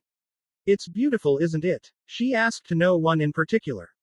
Yes, it is. Gaara answered as his eyes never left Matsuri. Under the protection of his mask, the silver-haired Jonin smiled as he watched his team cover their mouths with their arms to protect them from the coldness of Kiri's winter. What were they doing in Kiri during this time? Simple. They were doing a mission. Hinata shivered as not even the thickness of her beige jacket could entirely warm her up. Sasuke, while wearing longer white pants, only shrugged away the cold, acting like it was just another day without the snow. Naruto, not surprisingly, was walking around normally, not a single shiver or cold breath was seen coming from him. Hinata was staring at him as he kept one arm over her shoulder. Snapped from his merriment from the feeling of being watched, Naruto looked around until his eyes connected with Hinata's. Hinata didn't answer. She was too busy glaring at Naruto. What is it, Hinata-chan? He asked. What are you so happy about? It's freezing, she said loudly, and Naruto laughed. He moved in back of Hinata and wrapped his arms around her as best he could as Hinata suddenly felt his warmth envelope her entire being. She relaxed under his hold and leaned back on his chest while their pace made them walk behind Kakashi and Sasuke. You're so warm, Naruto-kun, Hinata stated in a dazed expression. You can thank Kyuubi for that. His chakra is a great heater for my body, Naruto said lowly enough so only Hinata could hear him. So now my chakra is not only good for times of need but times of winter. Is that it, brat? Kyuubi yelled in Naruto's mind. Hinata tilted her head up and kissed Naruto's cheek. And giggled when he chuckled. Well, tell him I said thank you, she said. That sort of makes me feel better, Kyuubi said, and Naruto mentally laughed. As Team 7 continued down the path leading to the Mizukage Tower, they noticed that some of the villagers were looking angrily at them. Naruto, who was used to such stares, only shrugged them off, but his hold on Hinata locked in and tightened. Hinata looked at them back, but other than that, refrained from doing anything else. It wouldn't do to antagonize themselves in another village. Sasuke, however, did not appreciate the glares and he glared back, activating his Sharingan to those who didn't look away. Kakashi was just oblivious as his nose was buried in his orange perverted book. When they made it to the Mizukage Tower, they waited out his office for him to conclude the meeting he was in. Naruto played with Hinata's hands as she hummed a tune that was enough to soothe Naruto. She rested on his lap with him sitting on a chair, and Kakashi and Sasuke were sitting on their own chairs outside the Mizukage's office. Even then, Naruto was starting to get impatient. They had been waiting for 5 minutes now and they were still waiting. What kind of thing is that? That's it. I'm tired of waiting. Naruto stood up, but not before putting Hinata on his seat and walking away. Naruto. Naruto stopped walking and turned to his sensei. I know how impatient you get while waiting, but you have to stay here. We're not done. I don't care. I'm tired of doing nothing and need to get some air. He turned but was stopped by a hand on his shoulder. I am your sensei, Naruto, and you will obey my orders, Kakashi said sternly. Now go sit down. Naruto snarled at him as he brushed away Kakashi's hand. You can't stop me, sensei. Naruto stopped cold when Kakashi disappeared and he felt something prick him in his back. Looking behind him, he saw Kakashi looking serious with a kunai in his right hand. Though, Kakashi was surprised when Naruto started to laugh. You should have let me finish, sensei. You can't stop me, sensei, since I'm not even here. Kakashi looked at him oddly before he was surprised by Naruto dispersing in a cloud of smoke. A shadow clone, Kakashi stated. Looking at Hinata, he saw that was getting nervous under his stare. You knew, didn't you? He asked and she nodded. Why didn't you tell me? He has his reasons and I'll respect them, she said defiantly. Kakashi sighed as he went back to his seat and sat down. Sometimes, he wondered what exactly he did to deserve this. Naruto walked joyously, trekked through Kiri with a smile shining brightly at everyone he saw. Because he refused to walk around being glared at, Naruto decided to change his appearance a bit. Still keeping his mask, Naruto walked around with a thin, dark gray jacket, black sweatpants and a black winter hat on, covering his blonde hair. Many others who saw him smiled back and some even waved. He received many giggles and blown kisses from blushing girls, but Naruto only smiled, thinking nothing more about it. He didn't need another girl, he already had one and that was more than enough in his mind. Walking into the more deserted part of Kiri, Naruto noticed that there were a few people hiding in the dark corners of alleys or the top of a few trees here and there. Normally, Naruto would have ignored this and just kept walking, but the killing intent he felt radiating from those hidden caused him to stop. Looking around, Naruto grabbed one of his swords and swung it high into the air before catching it by its hilt with his left hand. This set off a chain reaction as Naruto swiftly took out his sword and put it over the back of his neck, deflecting a kunai that was headed towards his neck. Turning in the direction from where the kunai came from, Naruto saw a small boy, no older than Konohamaru, panting heavily with his hand still extended. Naruto examined the boy in front of him with a calculating stare. He had ragged clothes and a dirty face framed by spiky brown hair. It appeared to Naruto that the boy was homeless. He remembered when he was like how the kid in front of him was alone, didn't have enough money for food or clothes. The only difference was that Naruto had the third Hokage to thank for giving him a home. However, even if Naruto understood his pain, he couldn't let his guard drop. There was still one more hiding. "Why'd you attack me?" Naruto asked as he gripped his sword with his left hand tightly. The boy scoffed as he grabbed another kunai, Naruto noticing that his was rusty, old and from the looks of it, dull. "Just give me all your money and you won't get hurt," the boy said with a bit of fear enlaced in his threat. Naruto looked sadly at him, but before he could make another move, he felt soft pair of hands bind around his stomach and back. Looking down, Naruto saw a little girl, much younger than the boy, with short tan hair holding him as tightly as she could. She had her eyes shut tight and had tears in her eyes. She, like the boy, had ragged clothes, though she had more to keep her warm. Sparing a glance up, Naruto saw the boy throw the kunai and fall to his knees after doing it. Apparently he was exhausted. His eyes sprang open when he saw the direction the kunai was heading for was the little girl who managed to move to his left side. Grabbing her by her arm, Naruto moved aside and saved the girl from getting hit. "You idiot! You almost hit this girl!" Naruto shouted, making the boy hurriedly stand and head for the girl who let go of Naruto. "Natsumi-chan, are you okay?" the boy asked and Natsumi nodded. I'm okay Aniki, I'm just cold." Natsumi stammered while the boy held her close. "I'm sorry for almost hitting you." The boy apologized, but the Natsumi smiled. It's okay," she answered happily. Suddenly, she and her brother felt warmth envelope them. They looked up and saw a jacket over them and Naruto, who had a sleeveless white shirt, looking at them with a sad smile. He then searched his pockets and threw something at them. The boy moved in front of his sister and grabbed the thing Naruto threw at them. Opening a small bag, the boy's eyes widened at the sight of money in it. "Keep it, you two need it more than I do." Naruto started to walk away from he felt a small pebble hit his back. He looked back and saw the boy glaring at him. "I don't need your charity," he yelled, but Naruto still smiled. "Maybe not you, but she does." The boy grunted as he looked at his sister and saw her shivering and holding the jacket as if her life depended on it. "I suggest you spend that money wisely." "Wait." Naruto raised an eyebrow as he saw the boy struggle to say something. "Why would you help us? We tried to rob you." The boy asked, but Naruto reached out and ruffled his brown hair. "Because everyone deserves a shot of happiness and hope. Merry Christmas," Naruto said as he walked away from the two kids. He only took 2 steps before he felt 2 pairs of arms wrap him in a hug. "Thank you so much," the little girl said, and the boy nodded. They let him go and Naruto heard a faint sound of something freezing. "Here," the 2 kids said at the same time. Naruto looked at the thing in the little girl's hands and was awed by the beauty of it. In Natsumi's hands was an ice sculpture shaped into a heart the size of a baseball. Naruto held the ice heart carefully and looked at it in awe as he read the words engraved in the ice. He looked up to thank the 2 kids but saw that they were nowhere to be found. The neighborhood he was in was silent and barren, even as snow continued to fall from the sky. "Naruto-kun." Naruto looked up and saw Hinata head towards him. "Naruto-kun, where've you been?"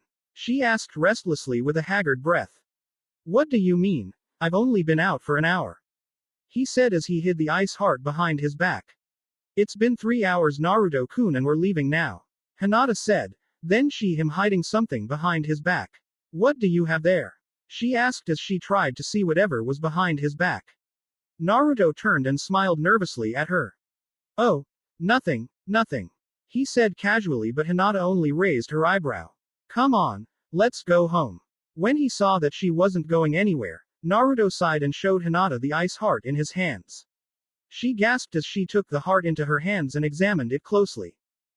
"Naruto-kun, it's beautiful. Where did you get it from?" she asked through her shock. "I helped these kids out and they gave it to me to compensate, I guess." he said with a nonchalant shrug. What are you going to do with it? Hinata asked, looking into his cerulean eyes. Pulling down his mask, Naruto brought Hinata closer to him in a hug and let his forehead rest against hers. I want you to keep it, he said lovingly. Hinata gasped and was about to talk him out of it, but he placed his lips softly on top of hers. After he broke the kiss, he smiled softly at her. After all, the words express how I feel about you, he said, and Hinata smiled back and kissed him with everything she had. Since tomorrow's Christmas, how about we spend the whole day together? He asked, and Hinata nodded. Walking hand in hand, Hinata went over the words engraved in the ice heart. Love is like sunshine. It brings a golden glow to its beholder's face and a warm feeling all over their body. It awakens souls and opens eyes. And when it's over, it leaves billions of small memories called stars, to remind the world that it still exists. This was it, the move that could end it all. Shikamaru's sweat rolled down his brow as his eyes scanned the entire board.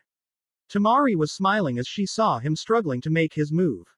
She had him right where she wanted him, in front of her, sweating and confused. Shikamaru was looking at his pieces until his eyes traveled to Tamari.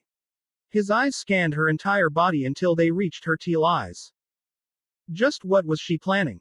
Shikamaru racked his mind on that question as after every game, Tamari had stripped down, taking off one article of clothing stating that it was a little hot. He didn't buy it, it was pretty warm but not to the point to strip down. Shikamaru then realized what she was doing, he was so stupid for not seeing it earlier. She was trying to distract him. Of course, that makes sense considering that ever since she removed her outer armor, he's been too distracted to think properly. He scoffed as he closed his eyes. He was still having a hard time thinking straight as his mind conjured up a mental image of Tamari sitting seductively in front of him with her smile that made his heart pound. Damn that smile, Shikamaru thought as he moved his knight into the middle of the board. Tamari wasted no time in retaliating as she moved her rook in front of his queen and behind his king. She smiled as he grunted angrily, it was like she could read his mind. She had him in the palm of her hand and this, to say the least, was troublesome. What's wrong, Shika-kun? Tamari asked in a seductive tone, making Shikamaru shiver. She got on her hands and knees and started to crawl over the board, careful not to mess up the game. She was right in front of Shikamaru and staring into his eyes with lust. Shikamaru leaned back as she was getting closer and closer to him. His sweat continued to roll down his brow until he looked like he was just out in the rain with no umbrella. Come on, Shika-kun, you can tell me. Tamari was only an inch away from Shikamaru and was smiling. I won't bite, she whispered as her hot breath touched his lips and he had to hold himself back, he shouldn't kiss her. He was on a mission and he couldn't be distracted by girls, to be more specific, this troublesome girl. Shikamaru cleared his throat as a blush appeared on his cheeks.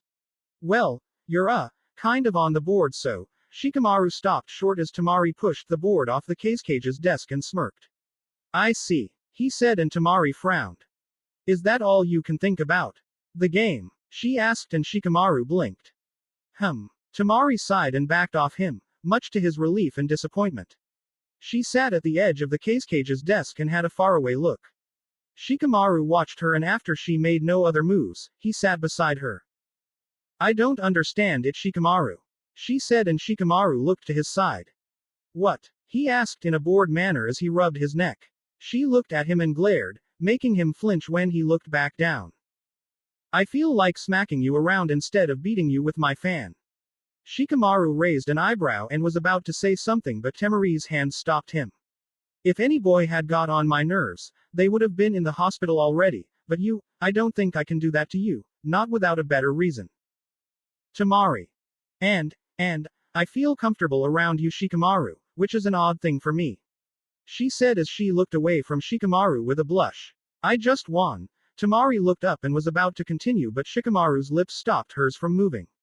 Her eyes were wide and her body stiff. When Shikamaru broke the kiss, he saw Tamari's shocked and breathless expression and he couldn't help but chuckle.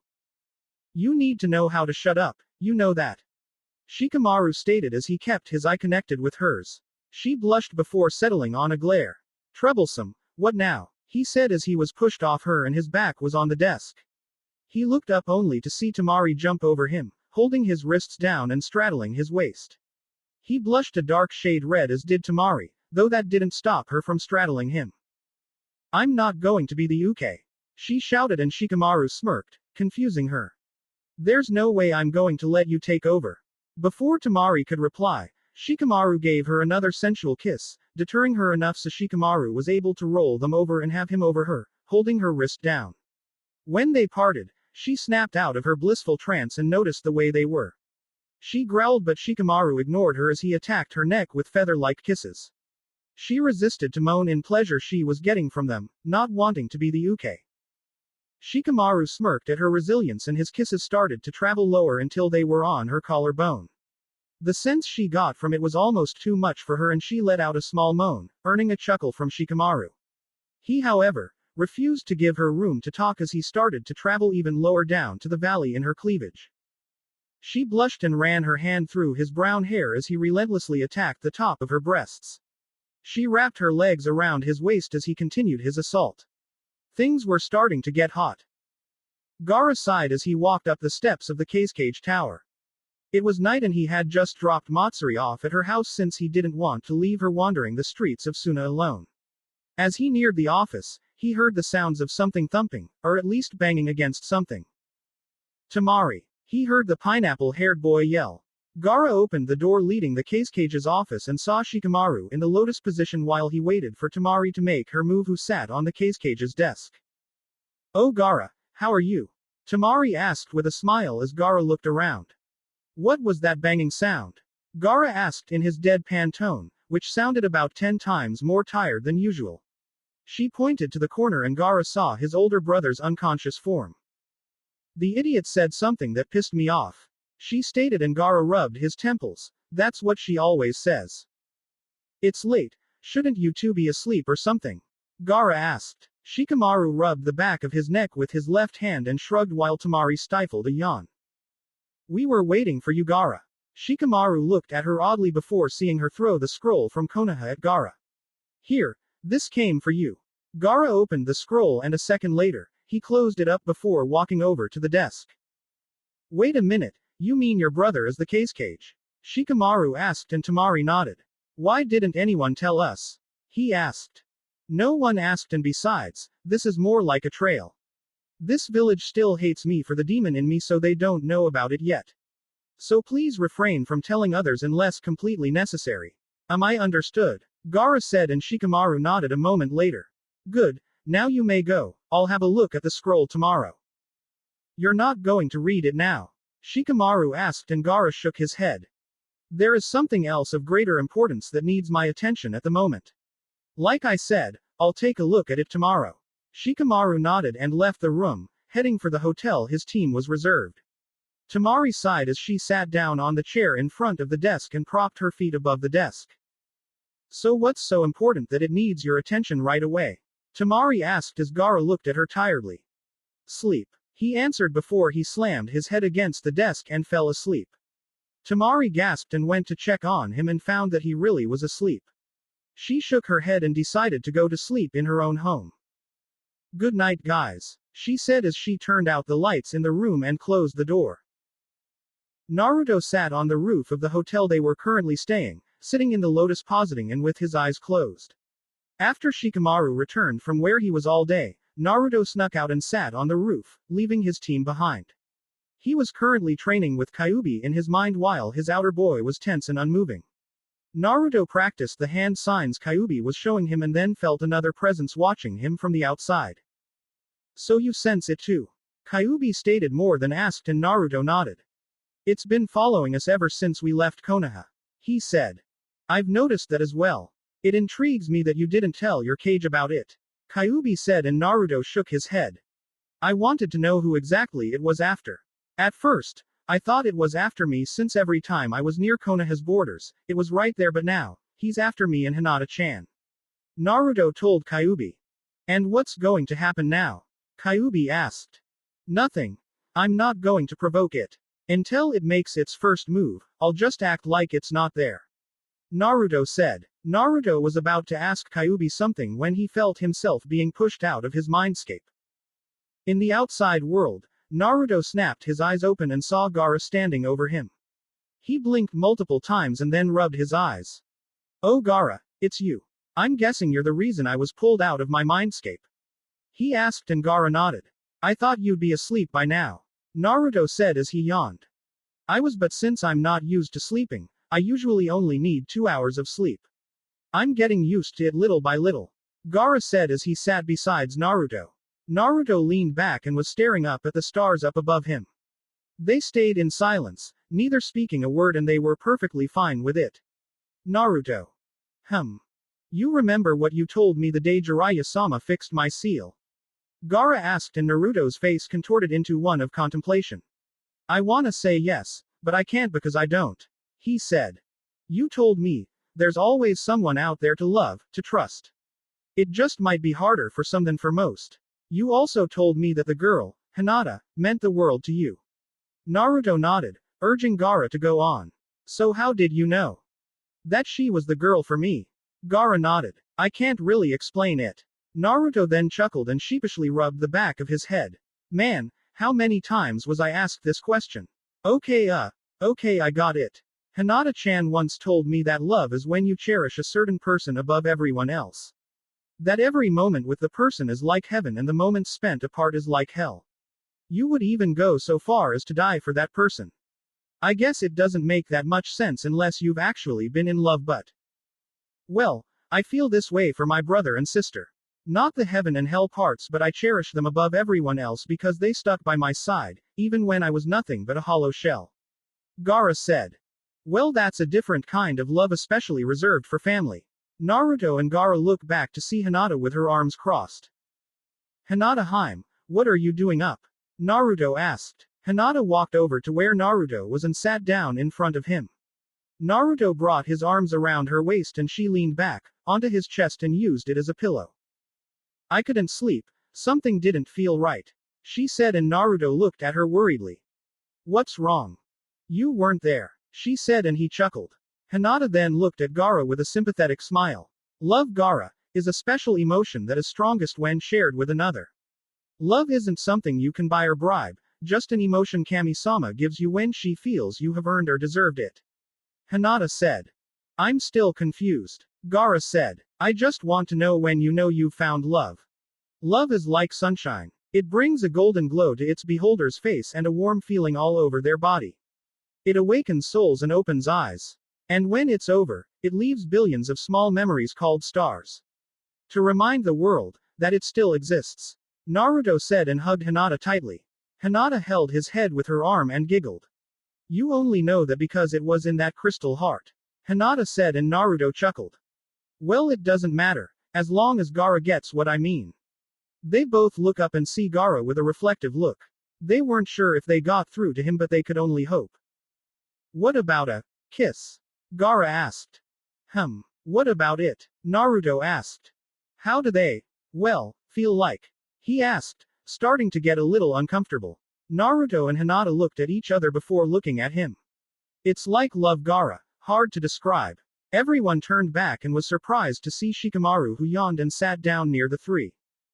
Is everyone going to wake up now? Should we wait for Sasuke to wake up and then we can really start the conversation? Naruto asked sarcastically. Shikamaru, how do you know how a kiss, or love, feels like? Hinata asked and his sweat dropped. Are you saying I can't be loved? He asked and Hinata covered her mouth with her hands. And no, I'm just asking because, you don't seem to hang out with any other girl except Ino, and that's only because of your team. Hinata said, hoping she hadn't hurt the Nara's feeling. He waved it off with a shrug. It's okay, I know what you mean. Shikamaru then looked at the stars with an over-exasperated sigh. When you kiss a girl, or in Hinata's case a boy, it sends chills down your body and gives you a sense of contentment that you can't find anywhere else. It's troublesome, but it's something you look back on with a smile on your face. Shikamaru said, and Naruto and Hinata stared at him incredulous while Gaara was passive, though was inwardly making a mental note. That was deep, Shikamaru. Naruto commented, earning a speechless nod from Hinata. Also sounds like you know this from experience. Naruto said in a teasing manner. Yeah, Shikamaru trailed off and said nothing more. Gaara nodded and stood. I think understand, thank you, friends. He said and he disappeared in whirl of sand. Naruto and Hinata watched him leave and smiled. They then looked up at the sky and stayed quiet. Their breathing soon synchronized and they were starting to feel fatigue overtake their bodies. Shikamaru stood up and walked back to his room, saying his goodnight to the two lovers. You want to go back inside Hinata Heim? Naruto asked and Hinata closed her eyes. Only if you want to. I'm actually very comfortable right here in your arms. Hinata said and Naruto grabbed both her hands and started playing with them as he held them. Then I won't move from my place, he said as his warm hands and body warmed Hinata up. She yawned and Naruto felt her hands go limp. He stopped playing with her hands but never let them go. He tore his gaze on her peaceful face and looked up at the stars, thinking back on Hinata's wise words on love. Kami-sama, what have I done to deserve the love of one of your angels? He closed his eyes and let out a deep breath. What have I, a demon, done to earn the opportunity to hold a beautiful angel in my arms? Naruto continued as he was soon going to sleep. Whatever I've done, I thank you for giving me my koibito. Were Naruto's last words as the two laid motionless on the roof of the hotel. Matsuri faintly heard the sounds of knocking coming from her front door. Looking at her clock, it showed that it was midnight. She groggily got off her bed and put on a white shirt 2 sizes too big for her and walked to the front door. Opening it, all thoughts of sleep were dashed when she saw her visitor. Gaara-kun, what are you doing here? She asked, still a bit shocked. When Gaara didn't say anything, she wanted to pinch herself to make sure she wasn't dreaming or hallucinating. However, she knew it wasn't a dream when his cold hand held on to her wrist that rose from her side. She looked into his teal eyes and saw an emotion she hadn't seen in him before. Fear. She blinked repeatedly as the emotion registered in her mind. For what reason would the great Gaara no Sabaku need to be fearful of? She gasped when he pulled on her arm and she hit his body.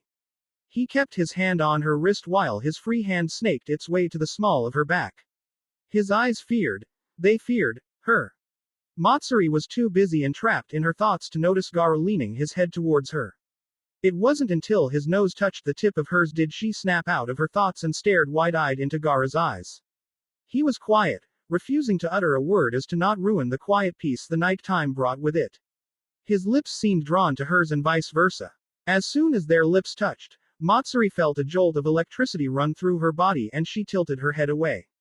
Gaara moved again and this time, Matsuri stopped him with her hand which was resting on his chest. Gaara's eyes, while still keeping their fearful gaze, were now filled with sadness and it was then that Matsuri pieced together the fear in his eyes with its sadness. They showed his fear of her rejection.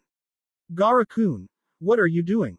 Matsuri asked as her chest was rising and falling at a rapid pace. I don't know, he answered and her ebony eyes looked at his with kindness and understanding. Dedu, I mean are you trying to kiss me? She asked and Gaara was hesitant to answer, once again, showing his fears in his eyes. Yes, I am, he said and she bit her bottom lip. Why? She asked. I don't know. I used to think that everyone would eventually betray me, that you should only love yourself. He answered. So why? Gaara didn't let her finish as he quickly placed his lips softly on hers. They were needy, hungry and passionate, something Matsuri only dreamt about. Now here she was, kissing the one she admired, the one she liked and she could only think about the dreams she had. She closed her eyes as she wrapped her arms around Gaara's neck and returned the emotions he felt for her. Because love is like sunshine. It brings a golden glow to its beholder's face and a warm feeling all over their body. It awakens souls and opens eyes. And when it's over, it leaves billions of small memories called stars. To remind the world that it still exists. Gaara quoted, though Matsuri didn't know that. Are you saying that why you? I don't know. Love is a foreign emotion to me, he said as he looked away from her. However, he then looks at her and the look in his eyes takes her breath away. I want to learn about it, through experience, he said. So you only came to me because you want to know what love is? She asked, feeling somewhat used. No, because you were the first to show me kindness, he said and hugged her. And also, there's something about you, I don't know what it is but, I feel warmer around you, he said in a hesitant tone. He then felt his shoulder, where Matsuri's head was, become moist. He moved back and saw that she was crying. He would have panicked if it wasn't for the smile on her lips. Thank you, she said as her legs started to buckle and she fell into his arms, unconscious. Gaara lifted her up and brought her inside her home, closing the door behind him. He walked into her room and carefully placed her on her bed. He wiped away her tears with his thumb as his hand caressed her cheek. She subconsciously leaned into his touch, smiling all the while. Gaara watched her sleep and felt a sense of protectiveness over her, as if she was a fragile yet beautiful crystal in need of protection from those who would dare harm her. At the same time, Gaara had a sense of inner peace as he watched her sleep. It was even enough to calm Shukaku's yells of protest and disgust. All of this coming from one look: inner peace, protectiveness and strength. Strength he was going to need to make sure the beautiful crystal in front of him would never shatter. He smiled as he leaned down and gave her one last kiss, a delicate one, on her lips. He felt that chill run down his spine, just as the lazy Nin had said. As he exited her house and made sure it was locked, Gaara summoned a cloud of sand under his feet and it lifted him off the ground. He commanded the cloud to take him to his office, to resume the paperwork that awaited him there. As he made his way to the office, he thought back on the kiss and his smile became wider. Love was a very complicated emotion, one he hoped he just found in Matsuri. Naruto waved to Gaara as he, Hinata, Sasuke and Shikamaru walked out of Suna's entrance and headed for their home. Shikamaru glanced at Temari who was looking at him seductively. He blushed but smirked as he turned his head and waved to her from behind. He then looked at Naruto who now had his attention on his girlfriend who was smiling while standing next to him. Sasuke was quiet as he walked in front of everyone with a brooding aura around him. I can't wait to go home. I can't believe we've been there for almost a week. As soon as I see Konoha, I'm going straight to Ichiraku's and eat ramen till I explode. Naruto announced, earning a giggle from Hinata, a smirk from Shikamaru and a scowl from Sasuke. Naruto noticed Sasuke's dark expression and frowned but didn't say anything, at least not until they reached Konoha. Almost 3 days have passed since Shikamaru's team left Suna and knew they were close to Konoha if the scenery had anything to say about it. Naruto was still worried about Sasuke whose mood was getting worse with each passing hour. He had asked Shikamaru and Hinata if they knew anything about it but they knew as much as he did, nothing. Finally, Naruto decided to confront him about it. What's wrong with you, Sasuke? You look like hell, Naruto said and Sasuke glared at him. Leave me alone, Dobi, Sasuke warned as he walked a bit faster. Naruto ran up to catch up and grabbed his arm. What did I? Naruto jumped back as Sasuke tried to punch him. Hey, Naruto ducked under a roundhouse kick but didn't see a left jab come from the side. Naruto coughed as Sasuke's fist buried itself in his abdomen. Naruto staggered back as he tried to null the pain in his stomach before standing and rushing to Sasuke. However, he was held back by Hinata who held on to his right arm. We shouldn't fight each other, we're teammates, remember? Hinata said but Naruto and Sasuke only glared at each other. I don't know what your problem's been these days, Tem, but it's gotta stop. Naruto demanded. You're my problem, Dobi, Sasuke shouted back and Hinata tried desperately to hold Naruto back who was slowly getting closer and closer to Sasuke. Why does Itachi find you so interesting? He blurted out and Naruto took a few steps back, along with Hinata. What do you mean? Naruto asked hesitantly, wondering if he knew of his training with Itachi. Hinata was afraid that Sasuke did find out and that Sasuke would attack Naruto. You know what I'm talking about. When he came with that other blue guy to get you. What is it about you that has Itachi's interest? Sasuke roared. Sasuke, calm down, you're being troublesome. Shikamaru said calmly. You stay out of this. Sasuke retorted angrily before looking at Hinata. You two, get out of the way. Sasuke ordered. Don't talk to her like that, Naruto said to defend Hinata. And why not? I was the one who saved her by rushing her to the hospital when she went into cardiogenic shock. If anything, she should have left you for me. Where were you when she needed you the most? Oh, that's right, you were killing someone. Sasuke shouted and Naruto growled but noticed a gleam in Sasuke's eyes that he hadn't seen before. I'm surprised she stayed with you as long as she has. I almost feel sorry for her for having to love someone like you. You're nothing special, you're just like everyone else. Don't be surprised if one day she leaves you for me. Everyone looked at him in shock. In an instant, Sasuke was sent back by Naruto's right fist to the face. Shut up, Sasuke. You don't know what you're talking about. Naruto yelled as he felt his rage almost overcome him. Breathe, kid. He's just trying to get under your skin. Naruto mentally nodded as Sasuke stood. He started to chuckle as black, fire-like shapes started to spread from the left side of his neck. After a second, the entire left side of Sasuke's body was decorated with the black flames. You want to fight? I'll give you a fight. Sasuke shouted as he disappeared from Naruto's sight, only for him to feel a harsh kick to his ribs. He was rolling on the ground before he recovered and looked at where he felt the kick come from but saw no one but Hinata and Shikamaru there. Too slow. Naruto groaned as Sasuke's fist connected with his face and he flew across the heavily wooded area. Naruto's back hit a tree before going past it and onto the next tree, breaking every tree in his path. He recovered as he picked himself off the trees and dusted himself. He looked up and saw Sasuke slowly walking to him. Naruto growled as he took out one of his swords. Sasuke had no idea what he was in for now. Minato-kun. Minato flinched as he entered his home and heard the shout of his lover. He was only given a second to think as a red blur rammed into him and sent him out of the house. Where were you? Kushina asked worriedly. Minato blinked repeatedly at her.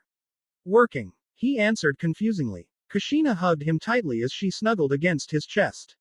I missed you so much, she said, and Minato stood with Kushina still holding on to him like a lifeline. But we saw each other an hour ago, Minato stated, and Kushina pouted. What? I can't miss you anymore. You want me to leave you alone forever? She asked as she took a step away from Minato. Oh no you don't. Minato grabbed Kushina's arm and brought her in for another hug. You're not doing that to me again. I learned my lesson the last time, he told her, and she giggled. Good. I was afraid that I was going to have to reteach you everything, Kushina teased, and Minato blushed, remembering one particular lesson. Looks like you remember my favorite. Minato's silence and red face was all the assurance she needed.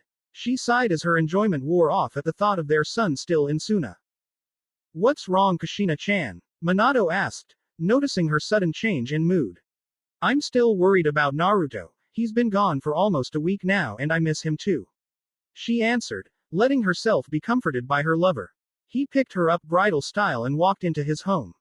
Come on, you saw how skilled he is when he attacked me. He's a strong shinobi who will need at least an army to stop him, not unlike his old man. Minato reassured Kushina with a joke, and she smiled. You're right. We have nothing to worry about, she said as she wrapped her arms around his neck. She breathed in his scent as he walked up the stairs and kicked the door to their room open. He gently laid her on the bed, and before he could make another move, Kushina, with her arms still wrapped around his neck, pulled him into a heated kiss. Boom. Minato's and Kushina's kiss was interrupted when a loud explosion sounded through the entire village and shook the ground. Minato and Kushina looked out the window and saw a cloud of smoke rising from a location about half a mile away from their current location. Minato and Kushina looked at each other, nodded, and disappeared in a cloud of smoke after Minato put on his Anbu mask. They appeared just outside their house and watched as a couple of Jonin and even less Anbu race over to where the cloud of smoke was. Everyone stopped abruptly as soon as they felt an enormous amount of chakra accumulating near the cloud of smoke. Boom. Another huge explosion rocked the earth from under the Jonin and Anbu as most Jonin were starting to sweat. They wondered if this enormous chakra reserves belonged to an enemy shinobi, and if so, would they be able to stop if? Minato and Kushina knew better than to think that. They knew whose chakra reserves were high enough to pull off a jutsu which required lots of chakra. They began to run to where a fight was probably occurring and were surprised to see Sasuke dodging a quick swipe from Naruto after arriving. Kushina-san. Kushina turned to see Hinata and Shikamaru. Kushina-san, you have to stop them, Hinata yelled as she and Shikamaru were standing in front of the two adults. Minato, from under his mask, was looking at Naruto as he dodged a giant fireball while simultaneously sending a blade of chakra at Sasuke. After a second, the rest of the Anbu and Jonin from earlier arrived and watched the fight from a distance.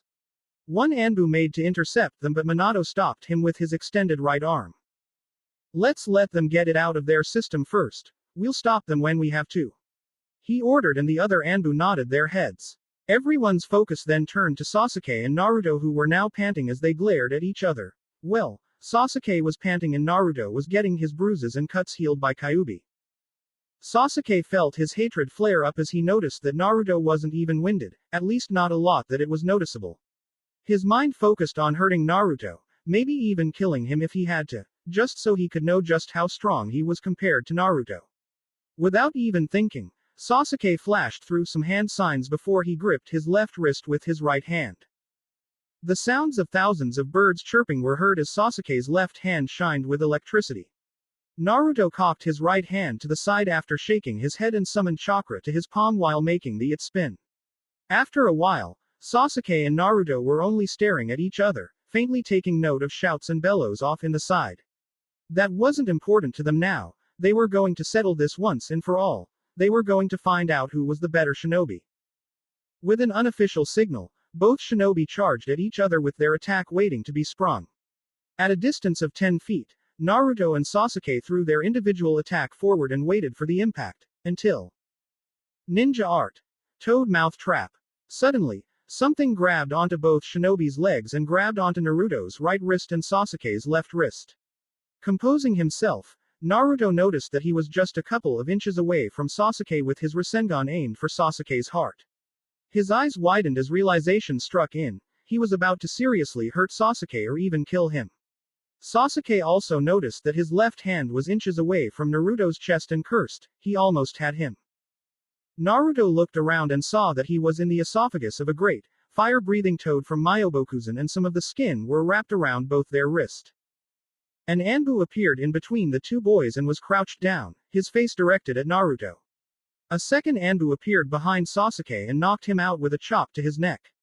The Chidori vanished from Sasuke's hand and Naruto cancelled his Rasengan, which made the Anbu release the jutsu and were once again surrounded by the devastating battlefield that was once a forest. Now, there were trees toppled over each other and giant craters around the area. Naru-chan. Naruto turned to see Kushina running to him before glomping him.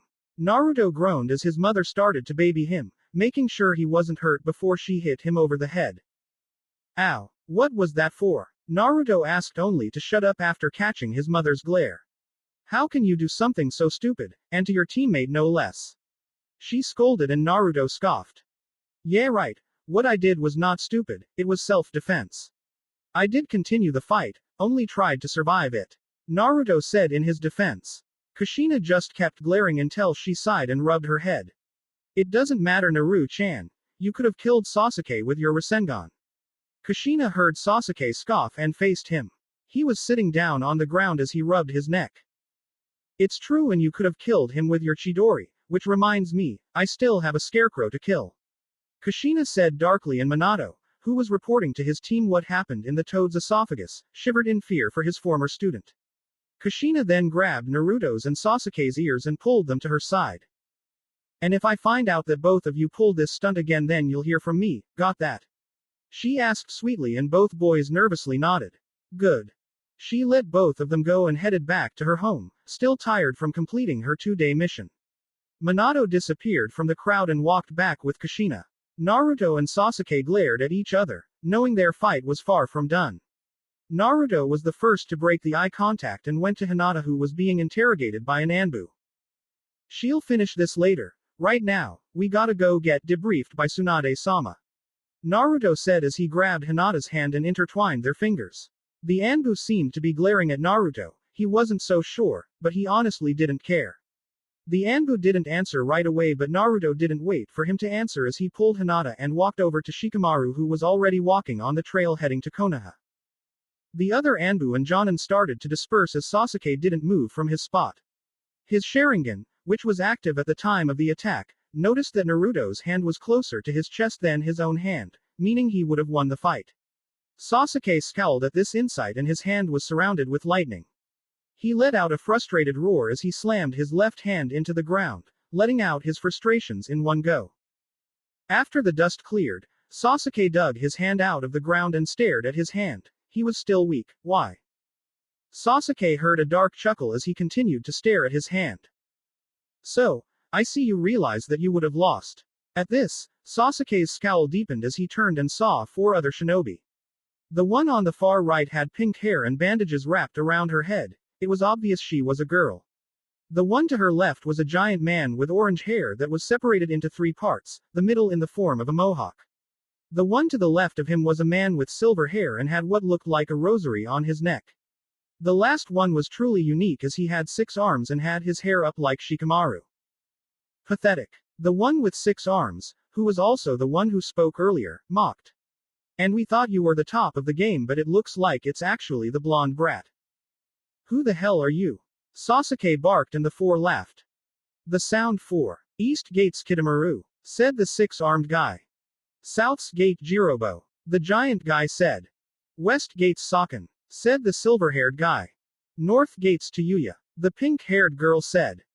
The hell do you 4 clowns want? Sasuke asked angrily and Kitamaru chuckled.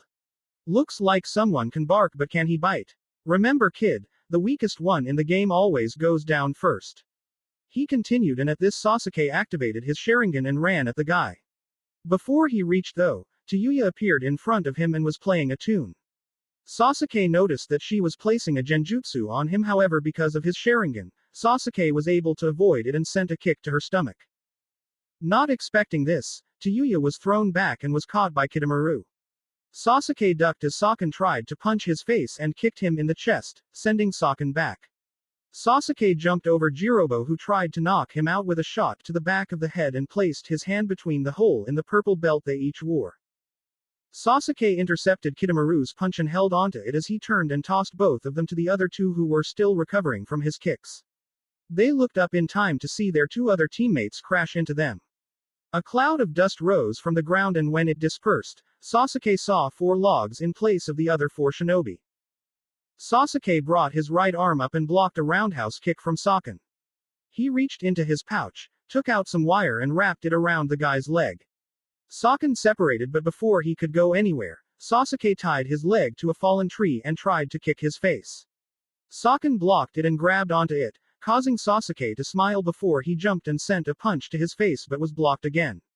Sasuke didn't deter as he twisted his body and brought his other leg to kick him. It was blocked with a cross of Saken's arms and Sasuke threw his free hand through the Saken's defense. Sasuke let out a painful yell as an invisible punch appeared from nowhere and hit his sternum, sending him back. Recovering, Sasuke did a back flip as he avoided a sweeping kick from Kitamaru. Sasuke flipped and blocked a sticky substance that Kitamaru spit out before being pulled by the substance and was head-butted by Jirobo. Sasuke flew in the air, right at Saken as Saken smiled devilishly. However, Sasuke flipped in midair and landed in front of Saken and was crouched down. Before Saken could act accordingly, Sasuke kicked up and connected with Saken's chin. With him in the air, Sasuke followed after him and punched Saken's stomach. Sasuke spun and backhanded Saken with a fist to his face.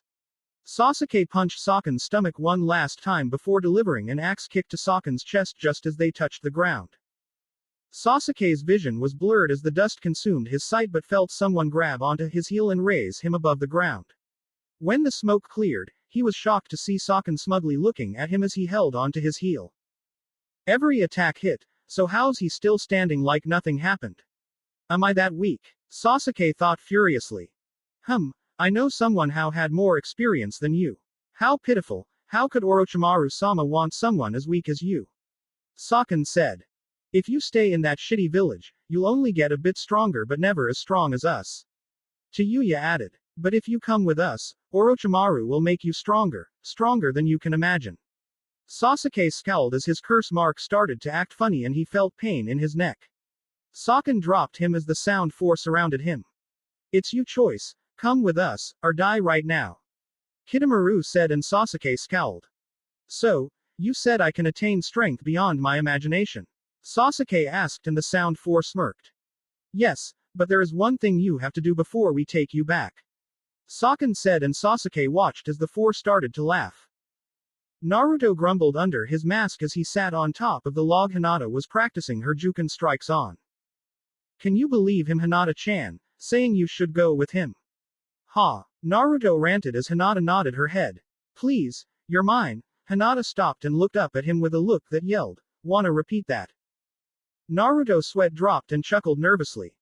And I'm yours. Hinata still had that look and he sighed. You know what I meant. I know you wouldn't leave me just like I wouldn't leave you. We're inseparable, he said and Hinata nodded with a smile and Naruto wondered how much bonding time Hinata spent with his mom. That Tem is really losing it if he thinks I'd give you up without a fight or something. Naruto continued and Hinata stopped, took in a deep breath and removed the sweat from her brow.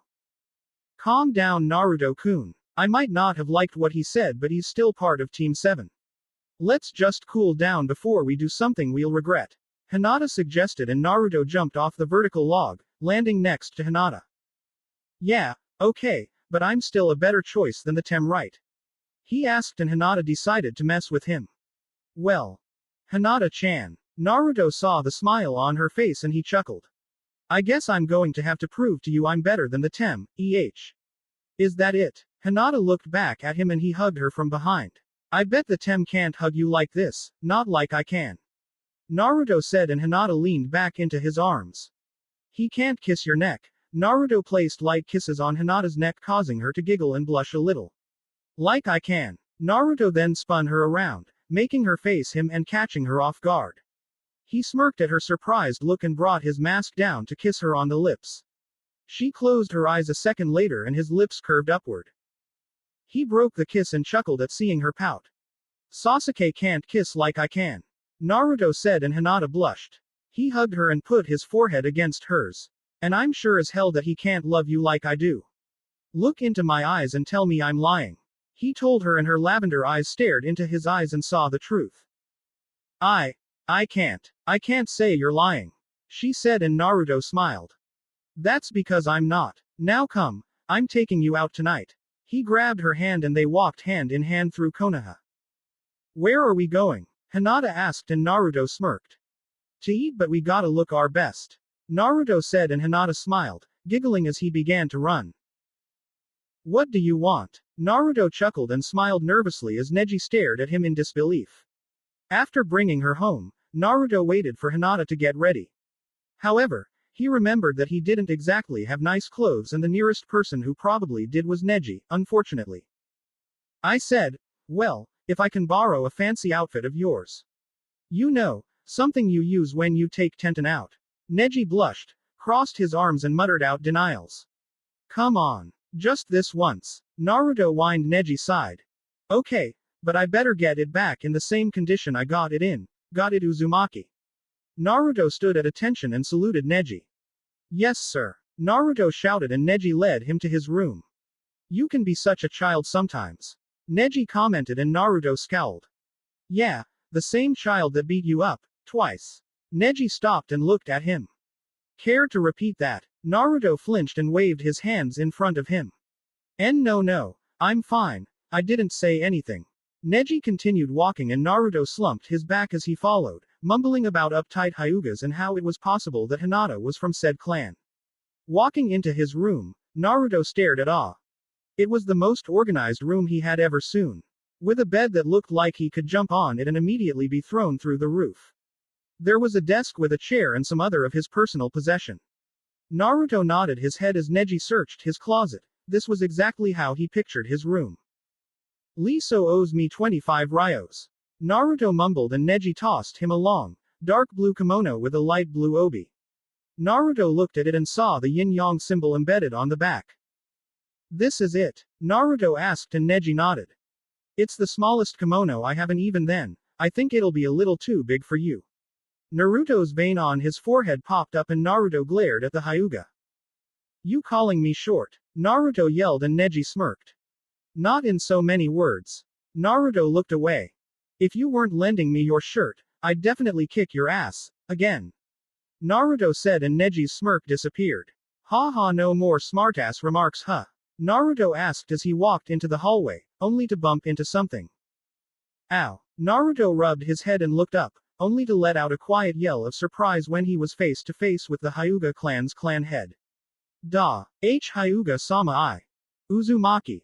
Please refrain from using such language in my home. It might be acceptable wherever you live but here, we like to keep an air of maturity and civility. Hiyashi said and Naruto nodded before rubbing the back of his head. Sorry, it won't happen again. Naruto assured and Hiyashi nodded. Hiyashi was about to go to his office when he noticed Naruto holding one of Neji's older clothing. If I may ask, what exactly are you doing with Neji's clothing? Hiyashi asked and Naruto thought of something to say. However, Neji came out of his room and bowed to him. Hiyashi-sama, Naruto plans to take Hinata out to eat. Naruto looked at Neji with exaggerated tears and a sense of betrayal. Oh, does he? With whose permission? Naruto looked at Hiyashi with puppy dog eyes. Yours? Naruto asked, and Hiyashi just looked at him seriously, and Naruto sighed. He turned to his hands and knees and bowed deeply, his forehead touching the floor. I wish to take Hinata-chan out to dinner. If you'll permit it, Hyuga-sama. Hiyashi, Neji, and even the one hiding behind a door was surprised by Naruto's politeness.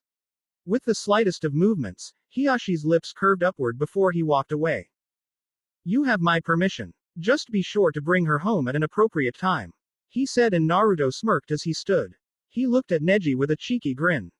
Wasn't so hard. Now if you'll excuse me. Naruto walked by Neji only to slam his face into the doorway. He holds his head before closing the door behind him. Neji sighed before bringing his head up and knocking on his bedroom door. Why are you changing in my room?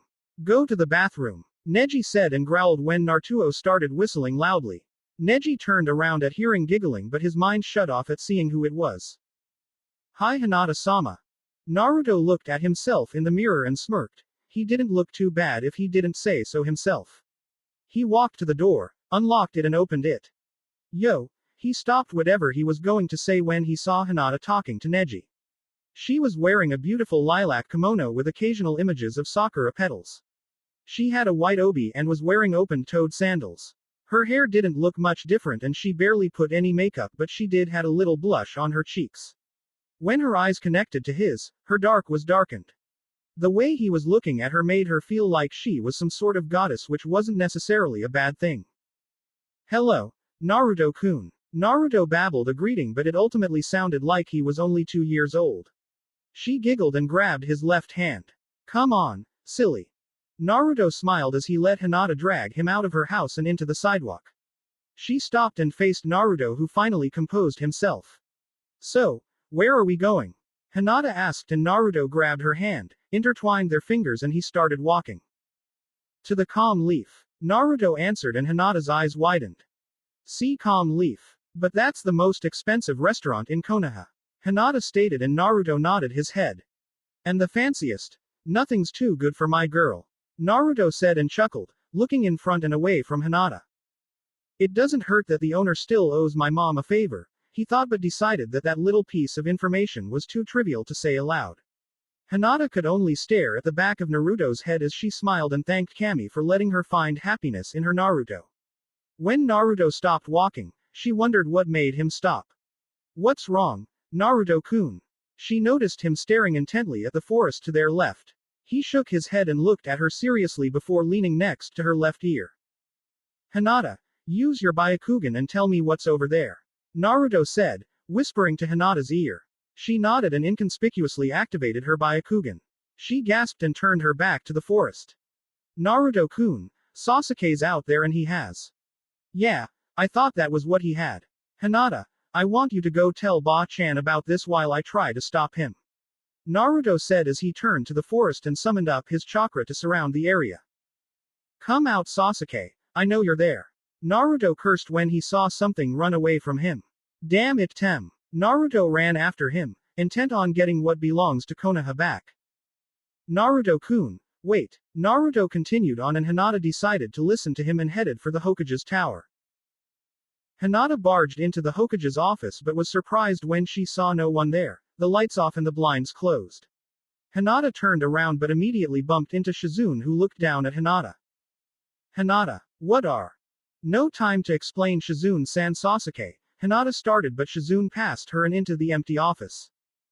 Where is Tsunade-sama? She shrieked, and Hinata walked in behind her, but Shizune walked past her again. Oh my, this isn't good. Shizune. But Shizune didn't hear her as she disappeared in the hallway. Hinata bit her bottom lip and wondered what she should do next. She ran out of the Hokage tower and down the street, hoping to see someone who'll help her. Neji-ne-san. Hinata shouted and caught her cousin's attention. Hinata-sama, I thought. Neji said but was interrupted. I know, but I need your help. Sasuke is trying to leave the village and Naruto-kun's already gone to stop him. And besides that, I noticed that 4 other people were waiting for Sasuke a mile or so outside the village. We need to help him. she said, and Neji nodded. Okay, here's what we're going to do. You will use the Byakugan to find any available shinobi and tell them this. I'll go after Naruto and act as backup. Agreed. Hinata nodded and they both left. As Hinata searched for some help, she hoped Naruto and Neji would return alive. Naruto rushed past the trees as Sasuke's silhouette came into view. His eyes narrowed as he put more speed into his run and was now only 2 feet behind him. Sasuke! Naruto shouted. Sasuke's head turned in his direction before he looked forward again and managed to put more distance between him and Naruto.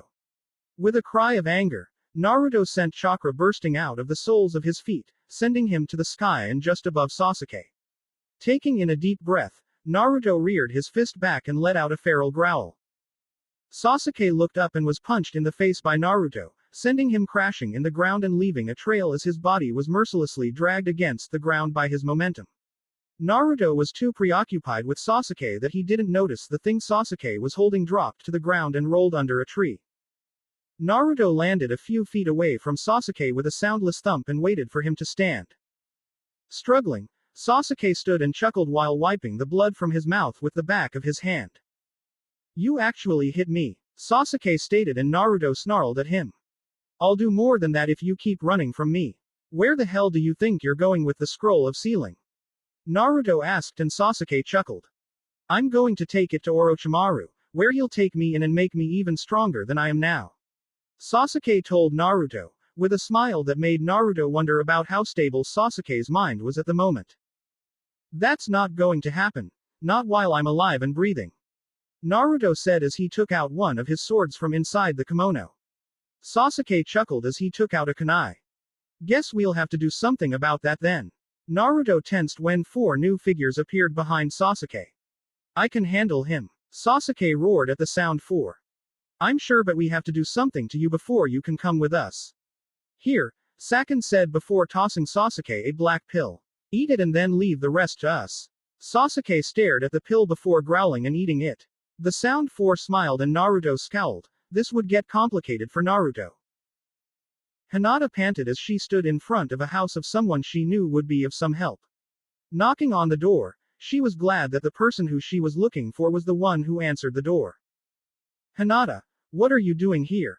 Kiba asked, surprised to see Hinata at his house so late in the evening. He had long since figured that he was out of the long competition for Hinata's heart. Sure, a small spark of feelings was still there, but he knew, in his heart as much as his mind, that he was never going to be seen as nothing more than a friend, if that much, in Hinata's eyes. Kiba looked around, not seeing Naruto in sight. And where's Naruto? He asked, and Hinata grabbed his sleeve. That's just it. Something happened with Sasuke and now he left the village. Naruto-kun and Neji-ne-san went to go recover him. Hinata told him, and Kiba raised an eyebrow. So, sure, Sasuke is pretty good, but he's got Naruto and Neji on his tail. I'm sure the numbers game will eventually play in. Kiba said. Hinata shook her head. There were 4 others waiting a mile away, no doubt to reinforce Sasuke. Hinata cried. Please Kiba, help them. Kiba looked into Hinata's eyes and couldn't find the will to say no. With a sigh, he called for Akamaru and loudly announced his leave to the house.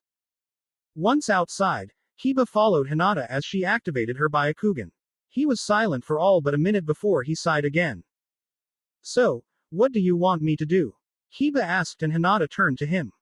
I want you to go after them and help them. I have no doubt that they're fighting as we speak.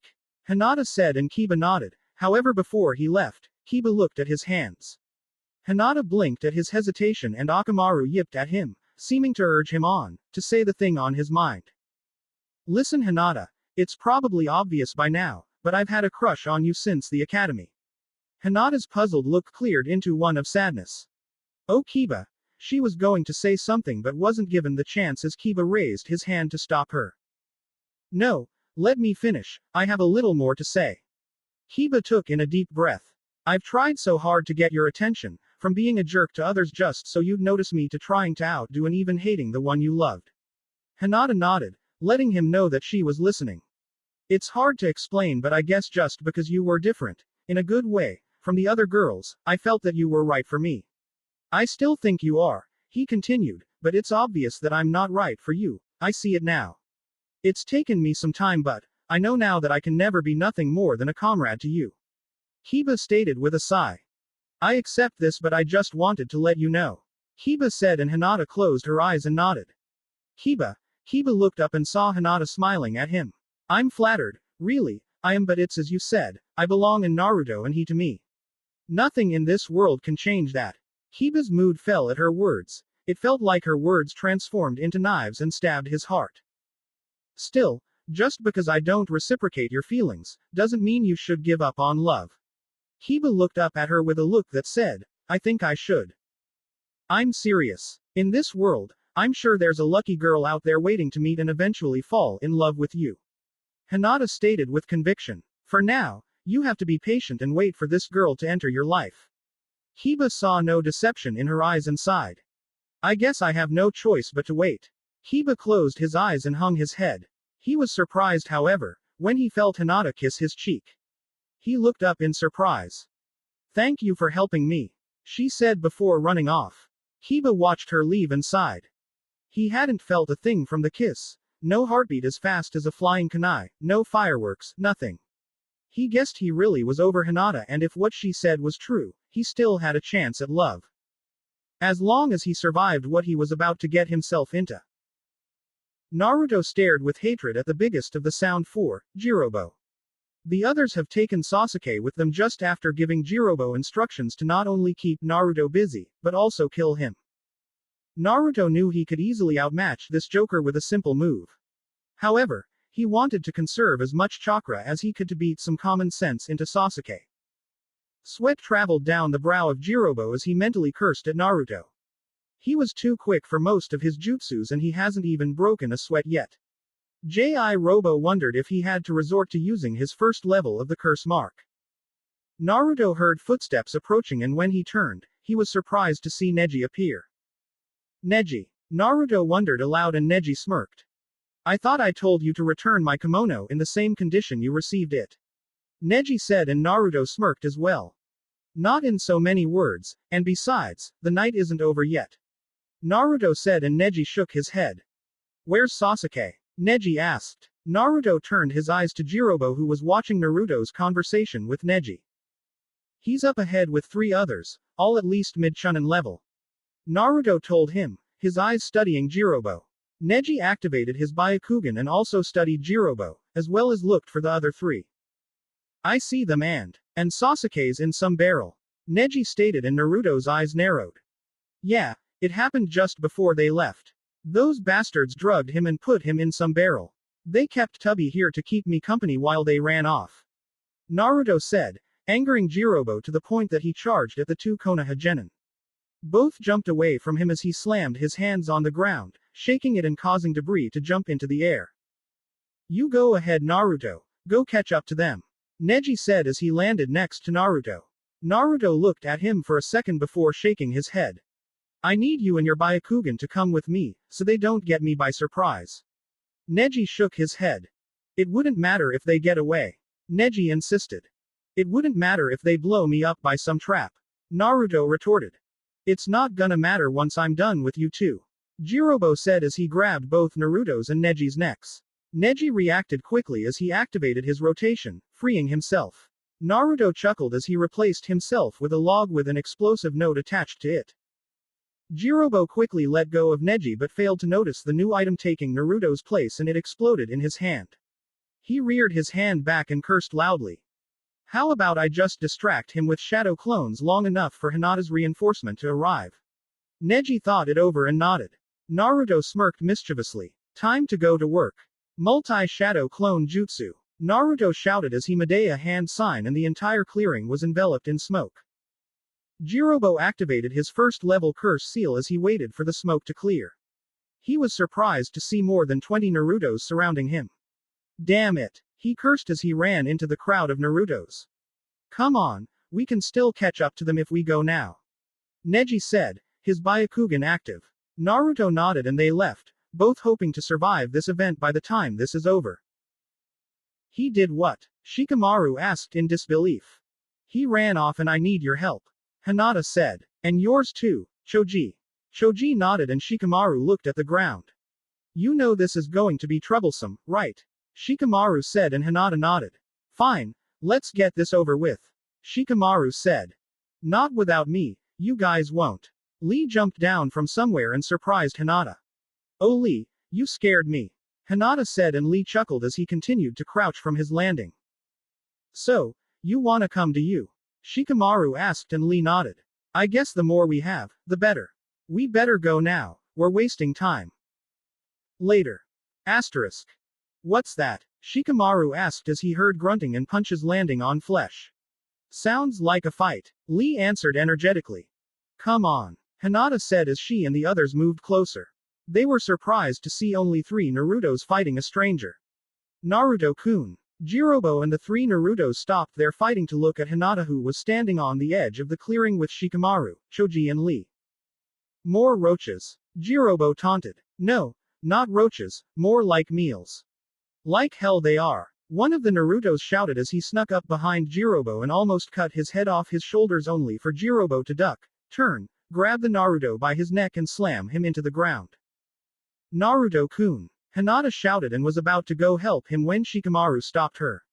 When she looked at him, he smirked. It's okay, they're all clones. He insisted. Hinata nodded after slight hesitation.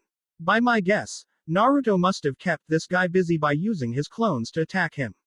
Shikamaru said. Then, where'd he go? Choji asked and Shikamaru closed his eyes. He must have went ahead to catch up to Sasuke. Hinata said. Maybe. If that's the case then we should get moving. Shikamaru said. You punks aren't going anywhere. Jirobo said as he squeezed the last clone out of existence. Damn, we need to stall him. Shikamaru stated. Choji looked at his hands before looking up at Jirobo. You guys go ahead, I can handle this guy. Choji said. What? Are you insane? Lee asked. You guys need to catch up to Naruto and Sasuke, Shikamaru said so himself. I can stay behind and finish dealing with this guy. Choji said. You're definitely insane if you think I'm leaving you behind. Shikamaru told him. I can barely see them now. Hinata stated as she deactivated her Byakugan. Shikamaru cursed under his breath as he tried to come up with a plan without having to leave Choji behind. Jirobo, now impatient, charged at them. Choji clenched his fists before running to meet Jirobo in the middle. Go. Now. Partial expansion jutsu. Choji shouted and afterwards, his fist grew by 10-fold and he cocked his right arm back. Jirobo was taken aback for only a second but it was long enough for Choji to get the upper hand and land a solid punch on Jirobo's face. He flew across the clearing and landed 20 feet away from Choji. After a moment of hesitation, Shikamaru nodded. You better stay alive, no heroics, got it? Shikamaru asked and Choji just looked at him with a smile before saluting at him. He turned his attention back to Jirobo and waited for him to make the next move. Let's go, Lee said as he went ahead. Hinata looked back at Shikamaru and put a hand on Shikamaru's shoulder. He'll be okay, Hinata said and a moment later, Shikamaru nodded and they both went ahead. Choji watched them go and sighed. I can already tell this won't be easy, I'm going to have to give this my all. Sorry Shikamaru. Naruto made quick hand signs as Neji used his rotation to block a gigantic, running Doki. After he stopped rotating, the giant Doki reared its left arm back and then sent it down to kill Neji. Fire style. Fireball jutsu. Naruto shouted, sending a fireball straight into the Doki's face. It reared its head back and took steps back. Neji reacted quickly as he tapped the Doki's left leg multiple times before jumping away. The Doki dropped down to one knee and growled. You piece of shit. Tayuya yelled as she sent another Doki to cover the fallen Doki. Unlike the first one, this one looked like he'd escaped from a hospital for the mentally impaired, bandages covering everything above his waist, even his face. His head was upside down but that didn't stop a smile from appearing on its lips. He's at it again, Neji said and Naruto sighed as he took out both of his swords and surrounded it in a blanket of Kyuubi's chakra. Out of nowhere, 2 arrows headed straight for Neji but before it could hit, Naruto used his swords to cut the arrows in half, rendering them useless. He's starting to get annoying, Naruto said and Neji nodded. We need to get rid of him, Neji added. Kitamura watched his praise mumble to each other from a safe distance. He chuckled when he noticed Naruto getting angry. His muscles became tense and his movements also became a bit sloppier. Calm down, Naruto. This is exactly what he wants.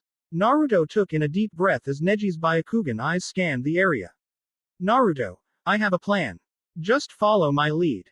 Neji sprang into action as he ran it straight for Tayuya. She smirked as she played a melody with her flute. Idiot. Kitamura whispered to himself as he shot multiple arrows at Neji, each connected by a long spider string.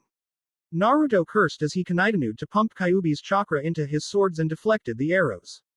In the corner of his eye, Naruto saw all three Doki preparing to end Neji before he reached their master and summoner. Neji smirked as he didn't bat an eye. Shadow Possession Jutsu. All three Doki froze in their place as Neji zipped past them and appeared only inches away from a shocked Tayuya. You're in my field of divination. Tayuya's eyes widened as Neji prepared to close Tayuya's chakra points. He stopped and jumped back before he was enveloped by what appeared to be 100 spiders. That was close. Neji commented. Naruto nodded and saw Shikamaru, Lee and Hinata land next to him. Hinata-chan. Naruto asked. What are you doing here? Hinata smiled at him. I'm happy to see you too, Naruto-kun. She said and he shook his head with a smile. I'm guessing that you're here to fight, aren't you? Hinata nodded. Not gonna leave. She shook her head. Figures. Naruto looked up at Tayuya who was surrounded by the army of spiders. Kitamura, you asshole, I don't need your help. Tayuya yelled and a chuckle was heard in response. Where's Kiba? Hinata asked and Naruto scoffed. Dog Breath wanted to play hero by throwing himself, along with one of the lackeys, over some cliff. Don't worry, he'll be fine. He's too stubborn to die. Naruto said. Hinata sighed. Someone needs to stay behind. Neji said and everyone looked at him. 2, actually, maybe 3. Everyone looked at each other. I'll stay, Shikamaru said. I will as well, Neji volunteered. Me too. Naruto looked at Hinata like she was insane. Like hell you will, Naruto shouted. Naruto-kun. Hinata's right, Naruto. It's better if she stays here. Naruto now looked at Neji as if he'd gone insane. Neji moved closer to Naruto and whispered. We're dealing with the underlings of Orochimaru here and out there. Further ahead, waits a foe stronger than all 4 of the Sound 4. Naruto growled but nodded nonetheless. Now go, Neji said and Naruto moved in front of Hinata.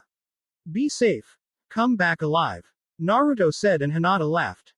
I was about to tell you the same thing, Naruto smiled before kissing Hinata hastily. I'll come back, I promise. Hinata nodded in agreement and Naruto and Lee nodded to each other before disappearing. Come back, you dickheads. Tayuya shouted as she sent her Dokus to retrieve Naruto and Lee. Not so fast, Neji retorted as he jumped in front of the Dokus. Rotation. A barrier of chakra appeared around Neji as he expelled chakra out of his chakra points and spun. 2 Dokus were blasted back as they lost their balance from the unexpected attack. The third was able to jump over Neji and successfully land behind him. However, before it was able to go after Naruto and Lee, Hinata appeared in its way, falling into the gentle fist stance. The insane asylum escapee Doki roared at Hinata as it charged. Hinata closed her eyes and started to move her hands across her torso at different angles. Her arms started to pick up speed while simultaneously pumping a constant stream of chakra from her palms, creating sharp chakra blades. The Doki connected and the continuous chakra blades collided against it before sending it back, crashing into the other Doki. After her technique ended, Hinata kept her eyes closed, her right leg in front of her left and her arms coming to a complete stop to her sides. She opened her eyes and veins appeared beside them. Naruto and Lee ran through the forest, eager to catch up to Sasuke and the guy who was holding him. With them was a tracking summoning tiger that Naruto summoned. Its red-orange fur shimmered from the moonlight that was able to get through various opening the tree's leaves provided. Heat, you sure we're going the right way? Naruto asked. I'm sure. Heat replied as he led Naruto and Lee through an odd trail. Heat suddenly stopped and his brow furrowed. What's wrong? Lee asked and Heat sniffed the air before growling. The air's tainted, he said and Naruto and Lee looked at each other before nodding. That's probably Sasuke. Lee guessed and Naruto nodded. No doubt, come on. My job is done here, it'll be risky for me to follow after you. Naruto nodded. Heat was a tracker, not a fighter and he'd only be a burden. Thanks, Tell Akio to be ready at a moment's notice, I might need him. Heat nodded before returning to his world. Naruto and Lee ran off through the woods and into a huge clearing. Even though their scents weren't as good compared to Heat's, they could suddenly feel the tainted air he was talking about. It felt like they were standing in the middle of the snow country with nothing more than their headbands and shoes. You feel it too? Lee asked and Naruto nodded. So you found me, how unfortunate for you too. A cold, stoic voice said as a silhouette appeared across the clearing. Next to the silhouette was a barrel. You jerk. Naruto growled. The silhouette looked down at the barrel as it started to shake. It's about time. He spoke as the barrel exploded and was surrounded by purple smoke. When it dispersed, Naruto saw Sasuke's silhouette standing. Sasuke, did your little beauty sleep help you snap out of it or do I still need to beat it out of you? Naruto shouted. Sasuke turned his head before scoffing with a smile and running off. Naruto cursed under his breath. Go Naruto, I'm pretty sure I can handle this guy. Naruto looked at Lee for a moment before smirking. No heroics, Naruto stated. Who do you think you're talking to? I'm a student of Guy Sensei. Lee said, looking at his new foe. Of course I'm going to be heroic. Naruto shook his head with a smile. Whatever, you better come back alive. Naruto ran across the clearing without hearing Lee's response and stopped when the silhouette came out of the shadows and revealed a sickly-looking teen with white hair. Get out of my way. Naruto took out and swung his sword down only to be dodged by Kimamaru. However, Kimamaru wasn't expecting the sword to release chakra upon impact with the ground, sending debris up. He covered his face as he jumped away, giving Naruto an opportunity to run past him and after Sasuke. Kimamaru snarled in anger but before he could stop Naruto, Lee appeared. Leaf Hurricane. Kimamaru ducked and moved away from Lee as he landed. I'm your opponent now. Naruto followed after Sasuke, able to track him through the evil aura he gave off. It was more of an instinct feeling than anything else. His eyes narrowed as he quickened his pace and stopped short when he saw Sasuke standing on the head of the infamous Madara Uchiha statue. He walked up to the head of the first Hokage, Hashirama Senju and watched as Sasuke slowly turned. You're a dobe for following me. Sasuke said and Naruto smirked. You're a tem for making me follow you. Naruto's smirk was wiped off his face as he continued. You know I can't let you leave, not this way. Sasuke chuckled as he covered his left eye, hiding the yellow pupil and black sclera. Ah yes, that's right, we never did finish our fight. Naruto growled. That's not what I'm talking about and you know it.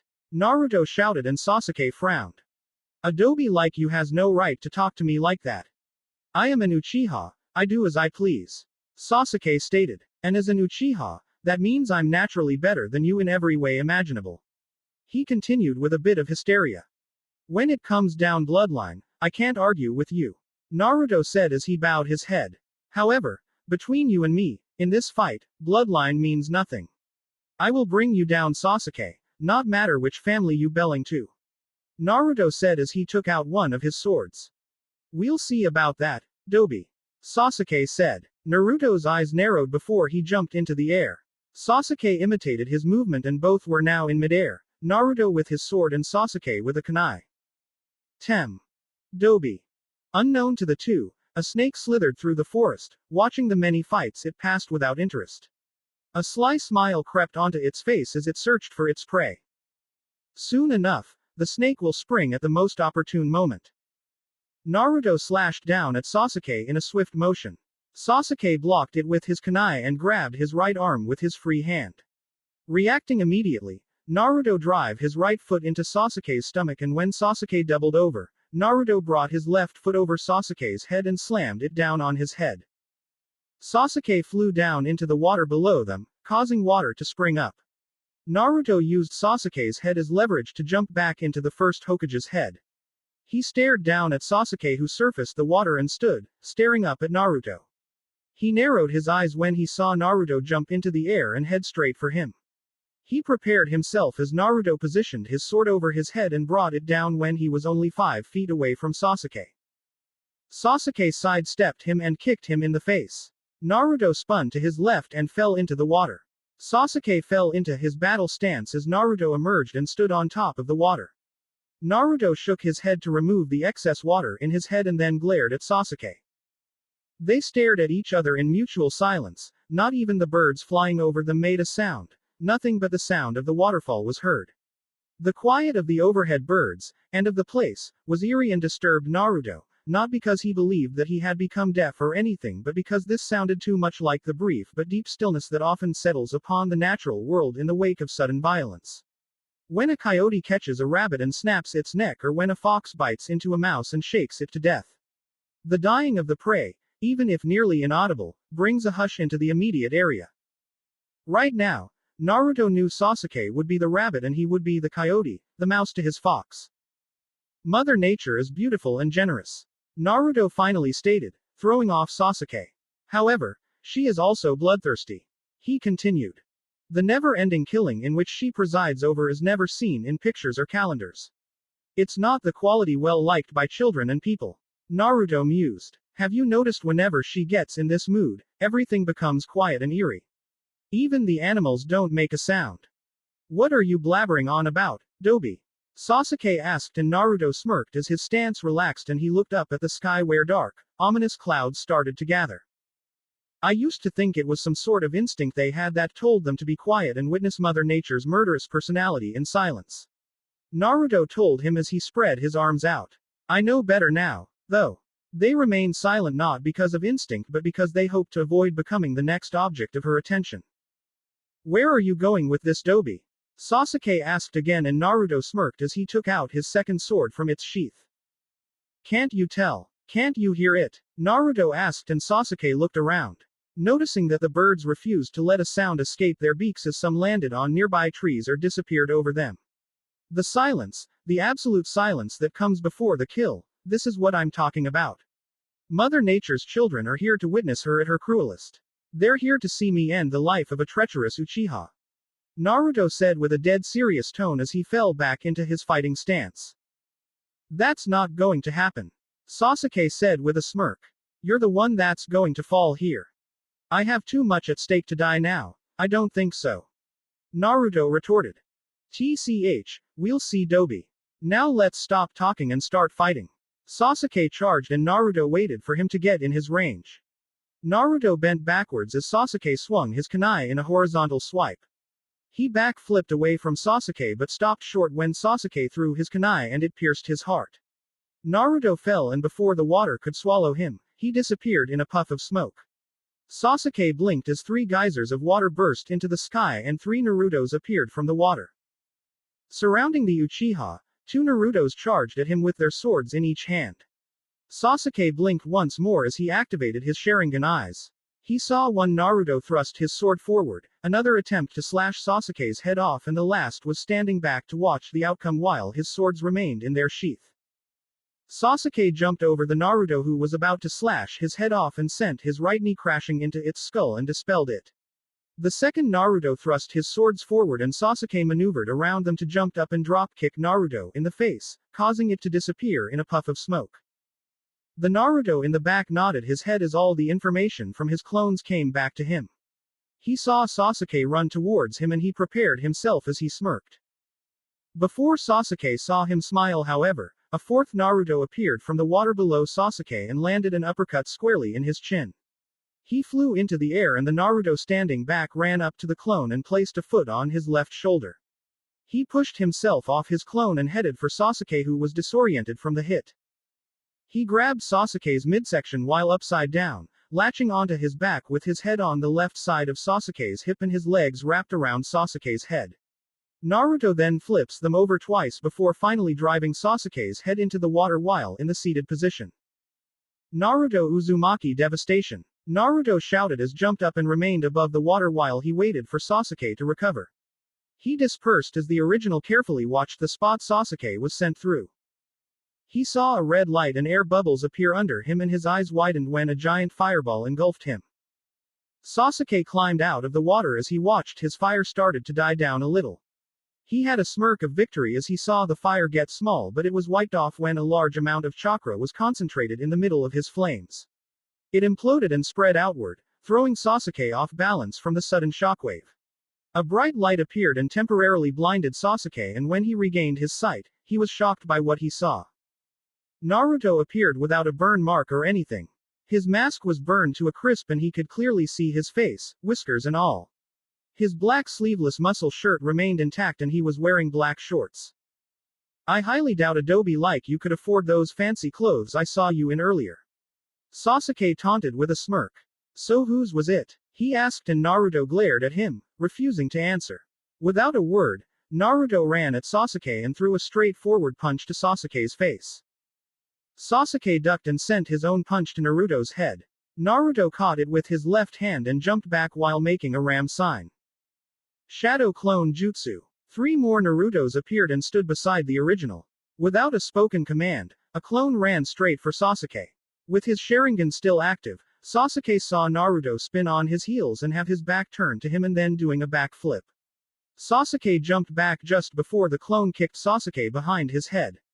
With him still recovering from his attack, the clone was defenseless when Sasuke drove his foot into the back of the clone's head. He was sent forward and stopped in front of the other Narutos before disappearing. Looking at his clones, Naruto nodded his head and the 3 ran towards Sasuke. Sasuke charged as well and tried to swipe one Naruto with a kunai he took out from his pouch. The Naruto sidestepped the swipe and kicked Sasuke in his stomach. Sasuke, his momentum keeping him going, ran up to a second Naruto and before he could react, the Naruto in front of him brought his right elbow down on Sasuke's head. Sasuke's face hit the water under him but before he could sink, a third Naruto slid toward him and kicked Sasuke in his solar plex and making him glided over the water about 2 meters away from the Narutos. When Sasuke recovered, he sprinted to the middle of the 3 Narutos and elbowed the middle in the face. He reeled his left leg back before jumping and quickly disposing of the Naruto on the right with a swift and hard kick to his neck. It disappeared in a puff and Sasuke landed on his feet. The last Naruto ran at him and threw a punch at his face. Sasuke parried it off with his left arm and then grabbed it and threw the clone to the other Naruto. When they hit each other, they both disappeared, confusing Sasuke for a moment before realizing that he was fighting Naruto's clones. More Naruto burst out of the water and Sasuke growled. Coward. Sending your clones to do your dirty work. Sasuke stated as he dodged, blocked or parried the clones' advances. He backhanded a clone with a twist of his body before grabbing onto the shoulder of another clone to shoot himself into the sky, over the many clones. With a quick progression of hand signs, Sasuke placed his hand over his mouth and sucked in a deep breath. Fire style. Fireball jutsu. He summoned a giant ball of fire from his mouth and sent it to the Narutos under him. Many covered his faces and head with their arms but it proved futile when the extra heat from the fireball caused them all to explode. Only one Naruto remained standing, unmarked and smirking. Sasuke was once again surprised by this but his surprise didn't last as long as the first one. This was enough time for Naruto as he jumped up to meet Sasuke in the sky and smash his face in with a devastating foot to the face. Sasuke flew down but righted himself in time to land on his feet. He grabbed his face in pain before looking up moving back just as Naruto tried to axe kick him from above. When he landed, Naruto and Sasuke began trading punches and kicks once again. Naruto saw that Sasuke was beginning to tire with every breath he took. Sweat traveled down his brow and his red eyes were starting to fade a little. Naruto was distracted by this, long enough so Sasuke was able to land a punch on Naruto's face. Naruto retaliated quickly as he punched Sasuke back. Sasuke grabbed the back of Naruto's head and forced it down while simultaneously raising his knee, making it smash against Naruto's nose. Naruto reeled his head back before grabbing Sasuke by the back of his head with both hands and moving it forward while Naruto brought his head back up and headbutted Sasuke directly in his forehead. Sasuke couldn't recover too quickly from this hit as he took steps back, away from Naruto. He felt his blood travel down his brow and his cheeks and this angered him. Naruto also noticed that he busted his forehead open but it quickly healed thanks to the Kyuubi's influence over him. He looked back up and saw Sasuke start to shiver with anger. He narrowed his eyes when he saw black fire-like tattoos start to cover his entire body. Naruto blinked and now Sasuke was nowhere in sight. Before he could survey his surroundings, Sasuke appeared behind him and kicked Naruto behind his left leg. Naruto fell to his left knee and hissed in pain. He wasn't done as Sasuke punched Naruto behind his head, forcing him to his hands and knees. Sasuke jumped and now over Naruto's head, came down and shoved the soles of his shoes to the back of Naruto's head, forcing him into the water. Naruto looked up at Sasuke as he slowly sunk deeper into the water. So you wanna make this more difficult for me, Sasuke? Fine. In the middle of the forest, away from the dangers of the fights, the scroll of sealing rested safely under the protection of a tall tree. Under the tree's shadow, the scroll was not under the moon's luminescent silver light, making it hard to see. Slowly approaching the scroll, a sleek silhouette crouched in front of the scroll. It had the form of a young woman, around the age of 13. She smiled as she picked up the scroll and looked up at the moon. The young woman's amber eyes shined from the light coming off of the moon, and her sharp fangs showed as she smiled wider. She brushed her blazing red hair out of her face and looked at the scroll. With a sway of her hands, the scroll disappeared. Walking in a random direction, the girl followed her instincts to guide her to her master and lady. Hopefully, with the scroll of sealing, she will make her master happy and put at least a part of his worries at ease. On her way to her master, the red-headed woman paused to blink at the unconscious form of a young man. He had an athletic body with brown, spiky hair. He had gauze wrapped around his arms and a green jacket around his torso. He had other articles of clothing, but the paleness of his face and his shallow breathing worried the young woman. She walked up to the sleeping teen and bent down in front of him. She smiled as she placed a gentle hand over the teen's heart, and it started to glow a light pinkish color as it was surrounded by pink fire. The fire transferred from her hand to the teen's chest and disappeared. His shallow breathing became deeper, and the young woman smiled happily at seeing the color in his face slowly return. She stood up again and walked deeper into the forest, hoping to run into her master and friend. Choji slowly opened his eyes as his consciousness started to return to him. He looked around and saw no one in sight. He was alone and still breathing. He was still too tired to move his arms or legs, but he had a feeling he wasn't in mortal danger. He wondered why as he remembered eating the red chili pill, knowing the after effects it has. Now, he saw that his body was only exhausted from his fight and he just wanted to rest. He found that once again, consciousness was slipping through his grasp and he just wanted to sleep. Deciding to think about this miracle later, Choji fell asleep under the moon's vigilant light. Neji back-flipped away from a shower of Kidomaru's kunai that almost ended his life as Hinata also dodged his kunai. Surrounded by swirls of black lines on his skin, Kidomaru watched his prey dodge his advances with slight ease. He grunted as he used his two upper arms to make hand signs while his lower arms made a web so he could then slam his right palm on top of it and complete the summoning. A giant spider, easily bigger than any man ever born into the world, appeared from a puff of smoke, and Kidomaru appeared over it with a victorious smirk. From out its rear, the giant spider spat out a giant web that, when ripped open, summoned many of the giant spider's followers. They fell from their place high above the two Hyuga and headed straight for them. Stand back, Hinata-sama, I'll handle this. Hinata was about to argue when Neji pushed her back and started to rotate quickly. Rotation. The spiders collided against Neji's chakra barrier but did not pass it, bouncing off it. The web, however, stayed on it and started to slow its rotation. Damn, I'm slowing down. This is not good, Neji thought as he came to a stop. Kidomaru snapped his eyes open as he threw another kunai at Neji's blind spot. Neji saw it as he continued to spin from his technique's momentum and saw it heading for him. Summoning his chakra to his cheek, he was able to prevent it from entering his skull. It bounced off and stuck into the ground near Hinata. She gasped as he watched more spiders appear from their mother's cocoon. They rained over Neji as he fell into the gentle fist and closed his eyes. He opened them just as the spiders were about to attack him, and everything turned black and white for him with the exception of the green field of divination under Neji. 8 trigrams 64 palms. Neji's speed increased as he started to swat away the spiders with his technique. Hinata watched in awe as she saw her cousin force back many of the spiders falling on him. However, she knew it wouldn't last and eventually, the technique would end. Neji panted as his technique ended, but the spiders continued to fall. Taking in a breath, he returned to his gentle fist stance before changing it. Hinata gasped at realizing what he was doing while Kidomaru wondered why his stance shifted. 8 trigrams 128 palms. Hinata could not believe that her cousin was able to do such a technique. Still, she saw that even with this technique, he wouldn't be able to finish off all the spiders, at least, not alone. Neji kicked away another spider as he ducked and blasted another with his chakra-covered fingertips. His technique soon ended once more and he growled as he tried the rotation technique but failed when he saw the amount of spider webs surrounding him. He ducked as 3 kunai tried to pierce him but one left a cut on the side of his right arm. Kitamura smirked as he finally found Neji's blind spot. Mire spiders fell and he glowered at them. Move Ni-san, Hinata said as she appeared behind him and stopped another of Kitamaru's handmade kunai from hitting her cousin. She fell into her family's fighting stance and Neji matched her movements. 8 trigrams 64 palms. They both shouted as they moved as one, defeating many of the spiders surrounding them.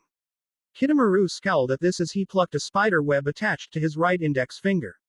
His summoned registered the command and released its hold on its web and started to head for Hinata and Neji. They both looked up at the end of their technique and Hinata smiled. This time, she pushed Neji out of the way and closed her eyes. Hinata-sama. Neji shouted in panic but Hinata ignored him. It's still not complete but it'll have to do. Hinata thought as she started to move her hands around her while sending out a small beam of chakra from the center of her palms. Her movements became faster as more of her chakra was being pumped out. A giant, net-like barrier of chakra surrounded Hinata and when the summoning touched it, it started to struggle with the barrier before it was blasted off it. Seeing an opportunity present itself to her, Hinata jumped up to the summoning. 8 trigrams 64 palms. She hit the summoning in its underbelly and soon enough, the spider exploded, leaving behind its remaining spider web. Neji was shocked to see his cousin use a technique never before seen or performed by any Hyuga. Has Hinata-sama created a new technique? He mused to himself as Hinata landed gracefully on the ground. She looked up at Neji, panting and smiling. After recovering from his shock, Neji smiled as well. Player 1. Game over. In a flash, several kunai headed straight for Hinata. Both Hyuga's eyes widened as each kunai thrown at Hinata hit their mark. Hinata's eyes became glassy as the pain she felt enveloped her to the point that she lost consciousness. Hinata-sama. Neji ran over to her but stopped when a kunai appeared from nowhere and hit his leg. He tripped and fell to his knees just a meter away from Hinata. Kitamura smirked as his black line tattoos started to shift and change him into his second cursed mark form.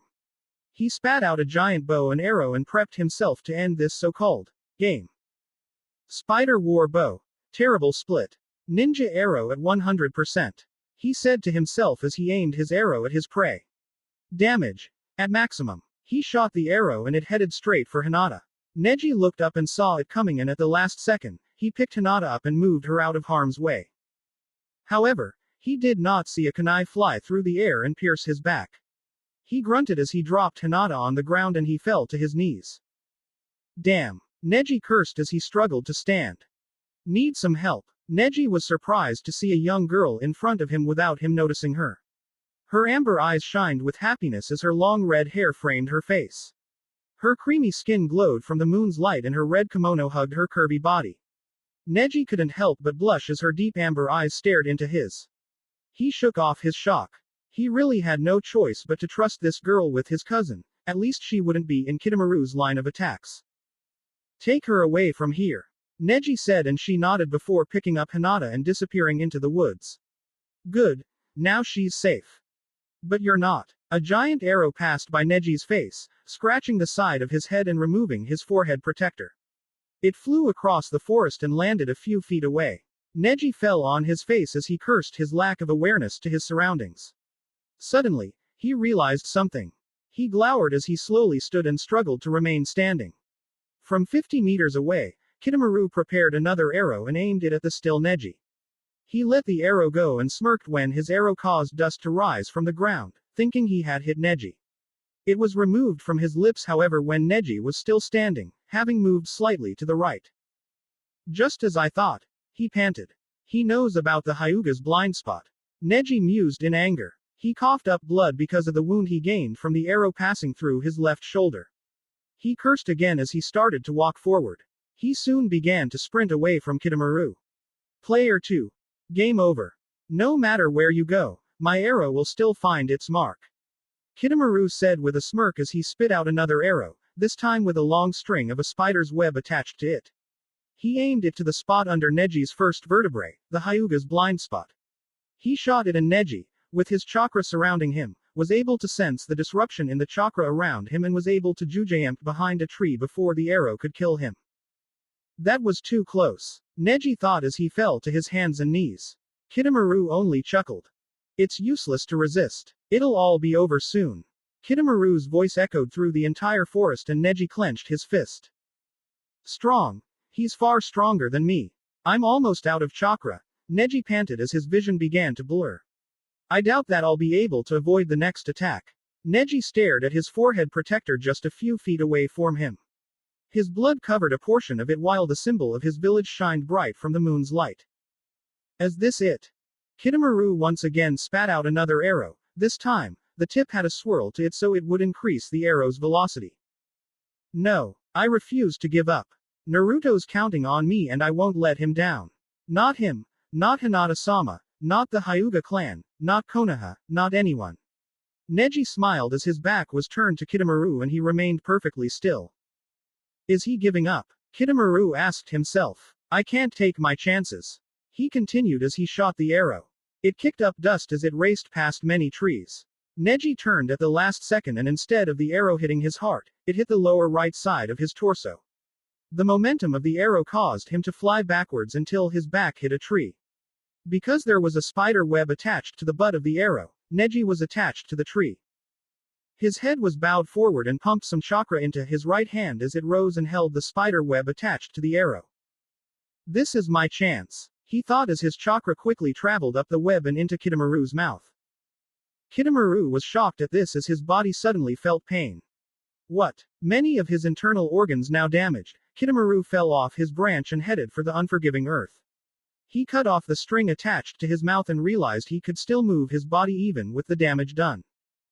Neji searched deep inside for the energy he needed as he cut the string attached to his lower abdomen and activated his Byakugan.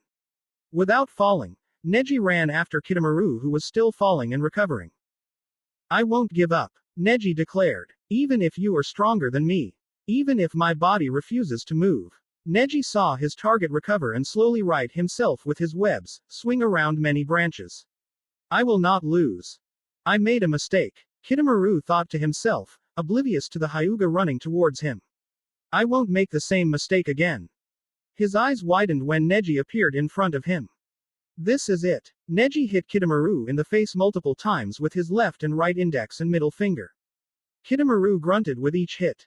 With a final spin, Neji pumped the last of his chakra to his left hand and struck Kitamaru in his left temple. Kitamaru was sent spinning until he lost his momentum and came to a halt on his back. Neji spun next to him but he was able to stay on his feet long enough to stop in front of Kitamaru before falling to his left knee. Kitamaru returned to his normal form as he stared at Neji in awe. How? Asked and Neji turned to look at him. I knew that you'd aim at my blind spot since you knew where it was. So it wasn't hard to release my chakra into that or only. At the last second, I was able to avoid a fatal hit. Kitamaru chuckled mirthlessly. So you took the hit on purpose, even though it was a risky move. He stared into Neji's cold, tired silver eyes. Why would you go to such lengths? You have been one of the strongest opponents I've faced in a long time. Neji started to say. However, there is one person who's still the strongest I've ever faced. What he told me was this, unlike me, you're not pathetic. Kitamaru was barely able to sit up and smirk at Neji. It doesn't matter now though, you're going to die with me. Neji was able to reciprocate his smirk as he took out his forehead protector out of his pocket. I'm not dying that easily. Neji told him and Kitamaru's eyes rolled to the back of his head and he fell on his back. Neji fell to his knees before falling on his face. My part has been completed. It's up to you guys now. Minutes after Neji lost consciousness, the red-haired teen returned with Hinata on her shoulder. Master was right. You have changed. The teen said as she crouched in front of Neji and placed a hand covered in pink fire on his chest and wounds. This won't completely heal you but at least it's better than your current condition. After she finished, she looked at Kitamaru and smirked. Fool. She turned her eyes to Hinata and smiled. At least you're all right now, milady. The teen said as she walked past Neji and Kitamaru, continuing forward to find her master. Naruto punched Sasuke with both his fists while Sasuke had his arms up, using his forearms to protect his face. Naruto sent a right, left, right and another left hook before he raised his knee and drove it into Sasuke's midsection, driving the oxygen away from his lungs. Naruto jumped up and clasped both hands together over his head before bringing it down on Sasuke's back. Sasuke fell to his knees but didn't sink into the water. Naruto jumped back, away from Sasuke as a dark, purple aura appeared around him. How the mighty have fallen. Naruto commented sarcastically as he watched Sasuke slowly stand with his body completely engulfed with black, flame-like tattoos and the dark aura glued to his skin. You know nothing about me. Sasuke roared as he ran towards Naruto with a crazed glint in his eyes and newfound speed. Caught off guard by the sudden quickness in Sasuke's step, Naruto left his body unprotected as Sasuke closed in and let out a quick sequence of jabs. The air in Naruto's lungs was forced out as each punch Sasuke threw at him was stronger and faster than before. A sadistic grin appeared on Sasuke's lips when he saw pain and surprise shroud Naruto's face. Finishing up his combination of jabs, Sasuke spun and delivered a roundhouse kick to Naruto's chin. The momentum given to him by Sasuke's foot sent Naruto spiraling back through the air with his back hitting the bordering rocks. He looked up after recovering from the hit and saw Sasuke heading for him again. He pushed himself off the rock behind him and appeared before Sasuke. They met in a series of punches, kicks, blocks and dodges until Naruto gained the advantage with a nicely timed knee to Sasuke's chin. Sasuke flew back but caught himself before his back hit the rocks. Naruto jumped high into the sky with a back flip and landed a considerable distance away from Sasuke. Frustrated that he still doesn't have the upper hand on a low-class shinobi like Naruto, Sasuke climbed up the bordering rocks and at the peak of his climb, he stopped and fastened his feet to the rocks with his chakra. He made some hand signs before grabbing his left wrist with his right hand and gathering up his chakra to surround his left hand with chakra-powered electricity. Naruto shook his head in disappointment while he summoned his chakra to his right hand, spinning it in random directions and summoning the Rasengan. Satisfied with his Chidori, Sasuke sped down the flanking rocks and then towards Naruto. Not one to be outdone, Naruto charged towards Sasuke and just feet away from each other, they both threw their attacks forward and they collided.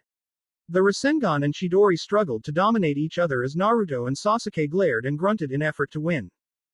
A set of blue eyes, fueled by the will of fire, his righteousness passed down from his father and his stubbornness given to him by his mother, locked onto Onyx eyes, powered by anguish of losing his family, the hatred influenced by his homicidal bother, and insanity provided by Orochimaru's curse mark.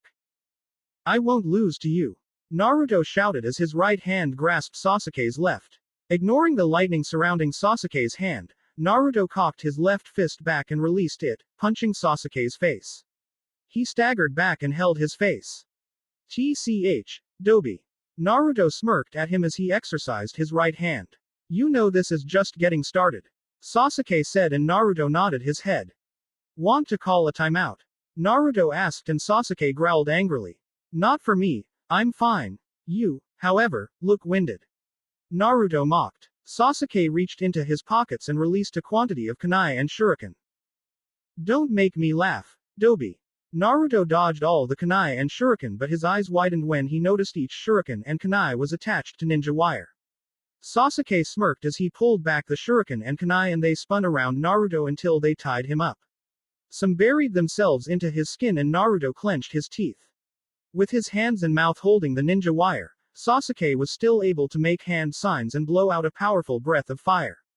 Using the ninja wire as a medium, the fire traveled towards Naruto and engulfed him. Not content with his current attack and wanting to make sure he trapped Naruto, Sasuke applied his lightning affinity to the ninja wire and sent it traveling down it.